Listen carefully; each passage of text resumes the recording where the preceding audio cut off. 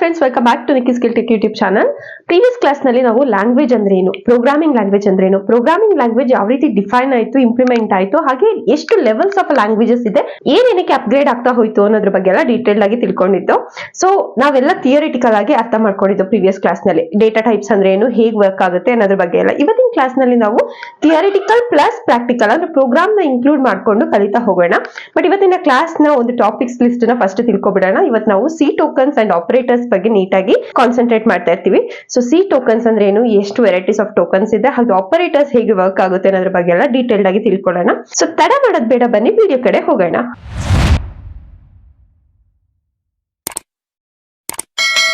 So as we already came to know, ನಾವ್ ಇವತ್ತಿನ class ನಲ್ಲಿ ಸಿ ಟೋಕನ್ಸ್ ಅಂಡ್ ಆಪರೇಟರ್ಸ್ ಬಗ್ಗೆ ಫೋಕಸ್ ಮಾಡ್ತಾ ಇರ್ತೀವಿ ಅಂತ ಅನ್ಕೊಂಡು. ಸೊ ಏನ್ ಈ ಸಿ ಟೋಕನ್ ಅಂತಂದ್ರೆ, first of all what is C tokens, ಏನು ಈ ಸಿ ಟೋಕನ್ ಅಂತಂದ್ರೆ ಅಂತ. ಸೊ ಟೋಕನ್ ಅಂತ ಹೇಳ್ತಾ ಇದ್ದ ಹಾಗೇನೆ ನಾವು ಪ್ರೀವಿಯಸ್ ಕ್ಲಾಸ್ ನಲ್ಲಿ ಒಂದ್ ವಿಷಯನ ತಿಳ್ಕೊಂಡಿದ್ದು, ಸಣ್ಣ ಸಣ್ಣ ಬಿಲ್ಡಿಂಗ್ ಬ್ಲಾಕ್ಸ್ ಗಳು ಸೇರಿ ಒಂದು ಕನ್ಸ್ಟ್ರಕ್ಷನ್ ಅಂದ್ರೆ ಪ್ರೋಗ್ರಾಮಿಂಗ್ ಲ್ಯಾಂಗ್ವೇಜ್ ನ ಕನ್ಸ್ಟ್ರಕ್ಷನ್ ಆಗುತ್ತೆ. ಎಂಟೈರ್ ಬಿಲ್ಡಿಂಗ್ ಕನ್ಸ್ಟ್ರಕ್ಷನ್ ಆಗ್ಬೇಕಾದ್ರೆ ಫೌಂಡೇಶನ್ ಎಷ್ಟು ಮುಖ್ಯನೋ ಅಷ್ಟೇ ಮುಖ್ಯ ಬಿಲ್ಡಿಂಗ್ ಬ್ಲಾಕ್ಸ್ ಗಳು ಈ ಸಿ ಪ್ರೋಗ್ರಾಮಿಂಗ್ ಲ್ಯಾಂಗ್ವೇಜ್ ನಲ್ಲಿ ಅಂತ ತಿಳ್ಕೊಂಡಿದ್ದು. ಸೊ ಆ ಬಿಲ್ಡಿಂಗ್ ಬ್ಲಾಕ್ಸ್ ಗಳೇ nothing but C tokens, basic building blocks of a programming language. ಅದನ್ನ ಇಟ್ಕೊಂಡು ನಾವ್ ಏನೇ ಆಪರೇಷನ್ಸ್ ಪರ್ಫಾರ್ಮ್ ಮಾಡೋದಾದ್ರೂ ಸಹ ನಮ್ಗೆ ಈ ಸಿ ಟೋಕನ್ ಇಂಪಾರ್ಟೆಂಟ್. ಸೊ ಒಂದ್ ಪ್ರೋಗ್ರಾಮ್ ಅಂತ ಕನ್ಸ್ಟ್ರಕ್ಟ್ ಮಾಡುವಾಗ ಸಿ ಟೋಕನ್ಸ್ ಇಲ್ಲದೇನೆ ನಾವು ಯಾವುದೇ ರೀತಿ ಪ್ರೋಗ್ರಾಮ್ ನ ಕನ್ಸ್ಟ್ರಕ್ಟ್ ಮಾಡೋದಕ್ಕಾಗಲ್ಲ. It might be a C or C plus plus ಅಥವಾ ಜಾವಾ, ಒರೇಕಲ್, ಯಾವುದೇ ಆಗಿರ್ಲಿ, ಯಾವುದೇ ಲ್ಯಾಂಗ್ವೇಜಸ್ಗೂ ಇಂಥ ಟೋಕನ್ಸ್ ಇರಲೇಬೇಕು. ಸೊ ಸಿ ಟೋಕನ್ಸ್ ಅಲ್ಲಿ ಒಟ್ಟು 6 ವೆರೈಟೀಸ್ ಆಫ್ ಟೋಕನ್ಸ್ ಇದೆ. ಸೊ ಒಂದೊಂದಾಗಿ ನೋಡ್ತಾ ಹೋಗೋಣ. ಫಸ್ಟ್ ಆಫ್ ಆಲ್ ಬಂದು ಸಿ ಟೋಕನ್ ನ ಫಸ್ಟ್ ಟೈಪ್ ಬಂದು ಐಡೆಂಟಿಫೈಯರ್ಸ್.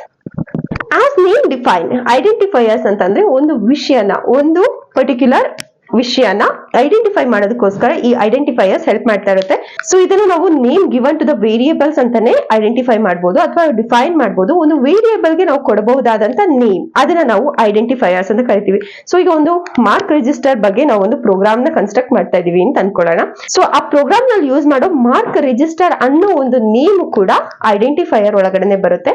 ಅಂಡ್ ಆಲ್ಸೋ ಈ ಐಡೆಂಟಿಫೈಯರ್ಸ್ ನ ಯೂಸ್ ಮಾಡ್ಕೊಂಡೆ ಇನ್ನು ಉಳಿದಿರುವಂತ ಸಿ ಟೋಕನ್ಸ್ ಗಳು ಕೂಡ ವರ್ಕ್ ಆಗ್ತಾ ಇರುತ್ತೆ. So second type of C token ಬಗ್ಗೆ ಕಾನ್ಸಂಟ್ರೇಟ್ ಮಾಡೋಣ. That is nothing but variables. So as we already came to know, identifiers ಅಂದ್ರೆ ನೇಮ್ ಗಿವನ್ ಟು ವೇರಿಯೇಬಲ್ಸ್. ಹಾಗಾದ್ರೆ ಏನ್ ಈ ವೇರಿಯೇಬಲ್ ಅಂತಂದ್ರೆ, ಸೊ ನೇಮ್ ಡಿಫೈನ್ ಮಾಡ್ತಾ ಇರೋ ಹಾಗೆ ವೇರಿಯೇಬಲ್ ಅಂದ್ರೆ ಅದು ಆಗಾಗ್ಲೇ ಬದಲಾವಣೆ ಕೂಡ ಆಗಬಹುದು, ಬದಲಾವಣೆನ ತಂದ್ಕೋಬಹುದು. ಸೊ ಈ ವೇರಿಯೇಬಲ್ಸ್ ಯಾವಾಗ ಬೇಕು ಅವಾಗ ಚೇಂಜಸ್ ಆಗ್ಬಹುದು. ಬಟ್ ವಾಟ್ ಇಸ್ ವೇರಿಯೇಬಲ್ ನಾವು? ಸೊ ಏನ್ ವೇರಿಯೇಬಲ್ ಅಂತಂದ್ರೆ, ಸೊ ವೇರಿಯೇಬಲ್ ಅಂತಂದ್ರೆ ಇದು ಒಂದು ಸ್ಟೋರೇಜ್ ಯೂನಿಟ್ ಆದ್ರೂ ಆಗಿರ್ಬೋದು ಅಥವಾ ನಾವು ಅಸೈನ್ ಮಾಡುವಂತ ವ್ಯಾಲ್ಯೂಸ್ ಕೂಡ ಆಗಿರ್ಬೋದು. ಸೊ ವೇರಿಯೇಬಲ್ ಏನ್ ಬೇಕಾದ್ರೂ ಆಗಿರ್ಬೋದು, ಅದು ನಮ್ಮ ಒಂದು ಪ್ರೋಗ್ರಾಮಿಂಗ್ ಲ್ಯಾಂಗ್ವೇಜ್ ನ ಮೆಮೊರಿ ಅಲೋಕೇಶನ್ ನ ಫಿಲ್ ಮಾಡ್ಕೋಬೇಕು. ಸೊ ಇದೊಂದು ಸ್ಟೋರೇಜ್ ಲೊಕೇಶನ್ ಕೂಡ ಆಗಿರ್ಬೋದು, ಅಥವಾ ನಾನು ಅದ್ರೊಳಗಡೆ ಹಾಕುವಂತ ವ್ಯಾಲ್ಯೂ ಎ ಅಥವಾ ವ್ಯಾಲ್ಯೂ 5 ಅಥವಾ value ABCD or 1 2 3 4 anything might be.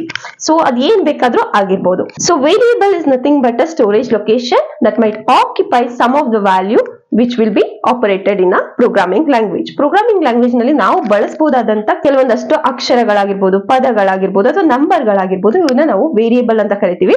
So ಇದು ಐಡೆಂಟಿಫೈಯರ್ಸ್ ನ ಒಂದು ವಿಧ ಕೂಡ ಹೌದು, ಆದ್ರೆ ಐಡೆಂಟಿಫೈಯರ್ ಅಲ್ಲ. ಸೊ ಐಡೆಂಟಿಫೈ ಮಾಡೋದಕ್ಕೆ ಎ ಅನ್ನೋ ಒಂದು ವ್ಯಾಲ್ಯೂ ಅಥವಾ 5 ಅನ್ನೋ ಒಂದು ವ್ಯಾಲ್ಯೂ ನಮಗೆ ಹೆಲ್ಪ್ ಮಾಡುತ್ತೆ. ಬಟ್ ಕಂಪ್ಲೀಟ್ ಐಡೆಂಟಿಫೈಯರ್ ಅಂತ ರೆಕ್ಟಿಫೈ ಮಾಡೋದಕ್ಕಾಗಲ್ಲ. ಈವರೆಗೆ ಇಷ್ಟು ಗೊತ್ತಿರಲಿ ನಿಮಗೆ ವೇರಿಯೇಬಲ್ ಅಂದ್ರೆ ಏನು ಅಂತ. ಹೋಗ್ತಾ ಹೋಗ್ತಾ ಇನ್ನೂ ಡೀಟೇಲ್ ಆಗಿ ಕಲಿತಾ ನಿಮಗೆ ನೀಟಾಗಿ ಅರ್ಥ ಆಗ್ತಾ ಹೋಗುತ್ತೆ. ಅಂಡ್ ನೀವು ಆಲ್ಸೋ ಅಬ್ಸರ್ವ್ ಮಾಡಿರ್ಬೋದು, ಪ್ರೋಗ್ರಾಮಿಂಗ್ ಲ್ಯಾಂಗ್ವೇಜಸ್ ಅಲ್ಲಿ int a is equal to 5 ಅಥವಾ b is equal to 10 ಈ ರೀತಿ ಸಮ್ ವ್ಯಾಲ್ಯೂಸ್ ನ ಕೊಟ್ಟು ಅದ್ರ ಎದುರುಗಡೆ ಒಂದಷ್ಟು ಡೇಟಾ ಟೈಪ್ಸ್ ನ ಅಸೈನ್ ಮಾಡಿರ್ತಾರೆ. Int is one of the data type, ನಿಮ್ಗೆ ಅದು ಗೊತ್ತಿದೆ ಅಲ್ವಾ. ಇಂಟಿಜರ್ ಬಂದು ಒಂದು data type of a data. So integer ಆಗಿರ್ಬೋದು, ಫ್ಲೋಟ್ ಆಗಿರ್ಬೋದು, ಕ್ಯಾರೆಕ್ಟರ್ ಆಗಿರ್ಬೋದು, ಇದನ್ನೆಲ್ಲ ಒಂದು ವೇರಿಯೇಬಲ್ ನ ಮುಂಚೆ ಕೊಟ್ಟು ಆಮೇಲೆ ವೇರಿಯೇಬಲ್ ಗೆ ಒಂದು ವ್ಯಾಲ್ಯೂ ಕೊಡೋದೇನೆ ವೇರಿಯೇಬಲ್ ನ ಸಿಂಟ್ಯಾಕ್ಸ್. ಸೊ ಸಿಂಟ್ಯಾಕ್ಸ್ ಕಡೆ ಬರೋದಾದ್ರೆ ಫಸ್ಟ್ ನಾವು ಟೈಪ್ ಆಫ್ ಅ ಡೇಟಾ ನ ಯೂಸ್ ಮಾಡ್ತೀವಿ ಅಥವಾ ಡೇಟಾ ಟೈಪ್ ನ ಯೂಸ್ ಮಾಡ್ತೀವಿ.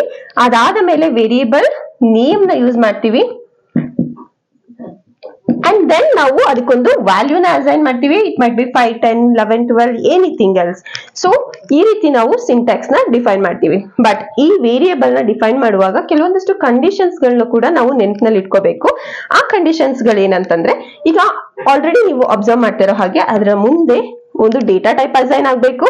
ಅಂಡ್ ಈ ಎ ಇದೆಯಲ್ಲ, ಎ ಇದು ಕ್ಯಾಪಿಟಲ್ ಎ ಕೂಡ ಆಗ್ಬೋದಿತ್ತು, ಅಥವಾ ಬಿ ಕ್ಯಾಪಿಟಲ್ ಬಿ ಕೂಡ ಆಗ್ಬೋದಿತ್ತು, ಅಥವಾ ನಾನು ಇಲ್ಲೇನೆ float of capital A is equal to 100 ಅಂತ ಕೊಟ್ರು ಸಮೇತ ಈ ಏನೇ ಬೇರೆ, ಈ ಏನೇ ಬೇರೆ. ಸೊ ಬೋತ್ ಕ್ಯಾಪಿಟಲ್ ಅಥವಾ ಬ್ಲಾಕ್ ಲೆಟರ್ಸ್ ಅಥವಾ ಸ್ಮಾಲ್ ಲೆಟರ್ಸ್ ಎರಡು ಕೂಡ ಡಿಫರೆಂಟ್ ಆಗಿ ಆಕ್ಟ್ ಆಗ್ತಾ ಇರುತ್ತೆ, since C language is a case sensitive language. ಇದು ಒಂದು ಕೇಸ್ ಸೆನ್ಸಿಟಿವ್ ಲ್ಯಾಂಗ್ವೇಜ್. ಕ್ಯಾಪಿಟಲ್ ಎನೇ ಬೇರೆ, ಸ್ಮಾಲ್ ಎನೇ ಬೇರೆ. ಕ್ಯಾಪಿಟಲ್ ಎ ಗೆ ಅಸೈನ್ ಮಾಡಿದ ವ್ಯಾಲ್ಯೂನ ನಾನು ಮತ್ ಪುನಃ ಸ್ಮಾಲ್ ಎ ಗೆ ಅಸೈನ್ ಮಾಡೋದೇನು ಇರ್ಬೋದು, ಅಥವಾ ಬೇರೆ ವ್ಯಾಲ್ಯೂನ ಕೂಡ ಅಸೈನ್ ಮಾಡಬಹುದು. ಸಿಸ್ಟಮ್ ಇದನ್ನ ಎರಡು ಎ ಗಳನ್ನ ಡಿಫರೆಂಟ್ ಎ ಆಗಿನೇ ಕನ್ಸಿಡರ್ ಮಾಡ್ತಾ ಇರುತ್ತೆ. So capital A and small A ಎರಡು ಡಿಫರೆಂಟ್ ಆಗಿರುತ್ತೆ. And also while using variable names, ನಾವು ಒಂದು ಲೆಟರ್ಸ್ ಇಂದ ಸ್ಟಾರ್ಟ್ ಮಾಡಬಹುದು ಅಥವಾ ಅಂಡರ್ ಸ್ಕೋರ್ ಇಂದ ಸ್ಟಾರ್ಟ್ ಮಾಡಬಹುದು. ಅಂಡರ್ ಸ್ಕೋರ್ ಗೊತ್ತಿದೆ ಅಲ್ವಾ, hyphen. So variable name, so underscore ಇಂದನಾದ್ರೂ ಸ್ಟಾರ್ಟ್ ಮಾಡಬಹುದು ಅಥವಾ ಲೆಟರ್ಸ್ ಇಂದನಾದ್ರೂ ಸ್ಟಾರ್ಟ್ ಮಾಡಬಹುದು, ಬಟ್ ಇನ್ ಬಿಟ್ವೀನ್ ನಾವು ಸ್ಪೇಸ್ ಕೊಡೋ ಹಾಗಿಲ್ಲ. ಫಾರ್ ಎಕ್ಸಾಂಪಲ್ ಇಲ್ಲಿ ಇಂಟ್ ಆಪಲ್ ಅಂತ ಬರ್ದಿದ್ದು ಅಂತಂದ್ರೆ APP ಆದ್ಮೇಲೆ LE ಮಧ್ಯದಲ್ಲಿ ನಾನು ಗ್ಯಾಪ್ ಕೊಡೋ ಹಾಗಿಲ್ಲ. ಐದರ್ ನಾನು APP ಆದ್ಮೇಲೆ ಅಂಡರ್ ಸ್ಕೋರ್ ಯೂಸ್ ಮಾಡಿ LE ಕೊಡ್ಬೋದು, ಆದ್ರೆ APP ಅಂತ ಕೊಟ್ಟು ಸ್ಪೇಸ್ ಕೊಟ್ಟು LE ಕೊಟ್ರೆ ಇದನ್ನ ಅದು ಕನ್ಸಿಡರ್ ಮಾಡೋದಿಲ್ಲ. ಸೊ ಇದು ಇನ್ನೊಂದು ಕಂಡೀಷನ್. ಹಾಗೆ ನಾವು ಯಾವುದೇ ಕೀವರ್ಡ್ ಗಳನ್ನ ವೇರಿಯೇಬಲ್ ನಲ್ಲಿ ಯೂಸ್ ಮಾಡೋ ಹಾಗಿಲ್ಲ. ಕೀವರ್ಡ್ ಅಂದ್ರೆ ಏನು ಅಂತ ನೆಕ್ಸ್ಟ್ ತಿಳ್ಕೊಳ್ತೀವಿ, ಬಟ್ ಇದು ನೆನಪಿರ್ಲಿ, ಕೀವರ್ಡ್ ಅನ್ನ ನಾವು ವೇರಿಯೇಬಲ್ಸ್ ಗಳಲ್ಲಿ ಯೂಸ್ ಮಾಡೋ ಹಾಗಿಲ್ಲ, ಅದು ರಿಸ್ಟ್ರಿಕ್ಟೆಡ್. ಸೊ ಇಷ್ಟು ಕಂಡೀಷನ್ಸ್ ಗಳು ಅರ್ಥ ಆಗಿದೆ ಅಂತ ಅನ್ಕೊಳ್ತೀನಿ. ಐದರ್ ನಾವು ಲೆಟರ್ಸ್ ಇಂದ ಸ್ಟಾರ್ಟ್ ಮಾಡಬಹುದು, ಇಲ್ಲ ಅಂಡರ್ ಸ್ಕೋರ್ ಇಂದ ಸ್ಟಾರ್ಟ್ ಮಾಡಬಹುದು. ಬೋತ್ ಕ್ಯಾಪಿಟಲ್ ಎ ಮತ್ತೆ ಸ್ಮಾಲ್ ಎ ಎರಡು ಡಿಫರೆಂಟ್ ಆಗಿ ಆಕ್ಟ್ ಆಗ್ತಾ ಇರುತ್ತೆ, since C is a case sensitive language. ಅದಾದ ಮೇಲೆ ನಾವು ಡೇಟಾ ಟೈಪ್ಸ್ ನ ಅಸೈನ್ ಮಾಡಿನೇ ವೇರಿಯೇಬಲ್ ನೇಮ್ ನ ಅಸೈನ್ ಮಾಡಿ ವ್ಯಾಲ್ಯೂನ ಕೊಡ್ಬೇಕಾಗುತ್ತೆ. ಡಿಕ್ಲರೇಷನ್ ಮಾಡುವಾಗ ನಾವು ಬೇಕಾದ್ರೆ ಬರೀ AB ನ ಕೊಟ್ಟು ಇನಿಷಿಯಲೈಸೇಷನ್ ಬೇಕಾದ್ರೆ ನಾವು ವ್ಯಾಲ್ಯೂನ ಕೊಡ್ಬೋದು, ಆಗ ನಾವು ಡೇಟಾ ಟೈಪ್ ನ ಮೆನ್ಷನ್ ಮಾಡಬೇಕು ಅನ್ನೋ ಅಗತ್ಯ ಇರೋದಿಲ್ಲ. ಸೊ ಇದು ಹೋಗ್ತಾ ಹೋಗ್ತಾ ನಿಮ್ಗೆನೆ ನೀಟಾಗಿ ಅರ್ಥ ಆಗುತ್ತೆ. ನಾನು ಹೇಳ್ತಾ ಹೋಗ್ತೀನಿ ಎಲ್ಲೆಲ್ಲಿ ನೀವು ನೋಟಿಸ್ ಮಾಡಬಹುದು ವೇರಿಯೇಬಲ್ ನ ಅಂತ. So coming back to C tokens. C token ನಲ್ಲಿ ಮೂರನೇ ವಿಧನ ನೋಡೋ ಟೈಮ್. ಅಂಡ್ ಸಿ ಟೋಕನ್ ನ ಮೂರನೇ ವಿಧ ಬಂದು ಕೀವರ್ಡ್. ಸೊ ಕೀವರ್ಡ್ ಆಗ್ಲೇ ಅಷ್ಟೇ ನಾವು ಡಿಸ್ಕಸ್ ಮಾಡಿದ್ವು, ಕೀವರ್ಡ್ ನ ವೇರಿಯೇಬಲ್ ನಲ್ಲಿ ಯೂಸ್ ಮಾಡೋಂಗಿಲ್ಲ ಅಂತ. ಹಾಗಾದ್ರೆ ಈ ಕೀವರ್ಡ್ ಅಂದ್ರೆ ಏನು? ಸೊ ಕೀವರ್ಡ್ ಅದೊಂದು ನೇಮ್ ಡಿಫೈನ್ ಮಾಡೋ ಹಾಗೆ ಇದೊಂದು ಸ್ಪೆಸಿಫಿಕ್ ವರ್ಡ್, ಇದೊಂದು ಕೀ ವರ್ಡ್, ಇದು ಒಂದು ಕೀ ವ್ಯಾಲ್ಯೂನ ಕಂಪೈಲರ್ ಗೆ ಹೇಳ್ತಾ ಇರುತ್ತೆ. So it's a key word. ಈ word specific word, already predefined ಆಗಿರುವಂತ ವರ್ಡ್, ಸಿ ಕಂಪೈಲರ್ ಗೆ ಅರ್ಥ ಆಗುವಂತ ವರ್ಡ್. ಇದನ್ನ ನಾವು ವೇರಿಯೇಬಲ್ ನಲ್ಲಿ ಬಳಸೋ ಹಾಗಿರೋದಿಲ್ಲ. ಸೊ ನಾವು ಹೇಗೆ ಕೀವರ್ಡ್ ನ ರೆಕ್ಟಿಫೈ ಮಾಡಬಹುದು ಅಂತ ತಿಳ್ಕೊಳ್ತಾ ಹೋಗೋಣ. So keyword is a specific word which cannot be used in a variables, but it can be understood by compiler during performing certain operations in a C programming. ಅರ್ಥ ಆಗಿದೆ ಅಂತ ಅನ್ಕೊಳ್ತೀನಿ. ಏನಾದ್ರೂ ಒಂದು ಆಪರೇಷನ್ಸ್ ನ ಮಾಡ್ಬೇಕು ಅಂತ ಅಂದಾಗ ಈ ರೀತಿ ಕೀವರ್ಡ್ ಗಳನ್ನ ಬಳಸ್ಕೊಂಡು ನಾವು ಕಂಪೈಲರ್ ಹೇಳ್ತೀವಿ, ಇಂಥ ಕೆಲಸ ಮಾಡು, ಇಂಥ ಕೆಲಸನ ನೀನು ಎಕ್ಸಿಕ್ಯೂಟ್ ಮಾಡ್ಬೇಕು ಅನ್ನೋ ಒಂದು ಕಮಾಂಡ್ ನ ನಾವು ಕಂಪೈಲರ್ ಕೊಡ್ತಾ ಇರ್ತೀವಿ. ಸೊ ಇವೆಲ್ಲ ರಿಸರ್ವ್ಡ್ ವರ್ಡ್ಸ್, ಇದು already existing word, predefined word. C compiler ಗೆ ಗೊತ್ತಿರುತ್ತೆ, ಬಟ್ ನಾವು ಅದಕ್ಕೆ ಕಮಾಂಡ್ ಕೊಡ್ತಾ ಇರ್ತೀವಿ ಅಷ್ಟೇನೆ, ಈ ರೀತಿ ನೀನ್ ಇದನ್ನ ಬಳಸ್ಕೋಬೇಕು ಅಂತ. ಸೊ ನೋಡೋಣ ಏನು ಕೀವರ್ಡ್ ಹೇಗೆ ವರ್ಕ್ ಆಗುತ್ತೆ ಅಂತ. ಟೋಟಲಿ 32 ಕೀವರ್ಡ್ಸ್ ಇದೆ ಸಿ ಪ್ರೋಗ್ರಾಮಿಂಗ್ ಲ್ಯಾಂಗ್ವೇಜ್ ನಲ್ಲಿ. ಸೊ ಆ 32 ಕೀವರ್ಡ್ಸ್ ಕೂಡ ಯೂನಿಕ್ ಆಗಿರುತ್ತೆ, ಏನೋ ಒಂದು ಮೀನಿಂಗ್ ನ ಹೇಳೋದಕ್ಕೆ ಟ್ರೈ ಮಾಡ್ತಾ ಇರುತ್ತೆ. ಫಾರ್ ಎಕ್ಸಾಂಪಲ್ ನಾವಾಗ್ಲೇ ನೋಡಿ ಡೇಟಾ ಟೈಪ್ ಕೂಡ ಒಂದು ಕೀವರ್ಡ್ ಏನೆ.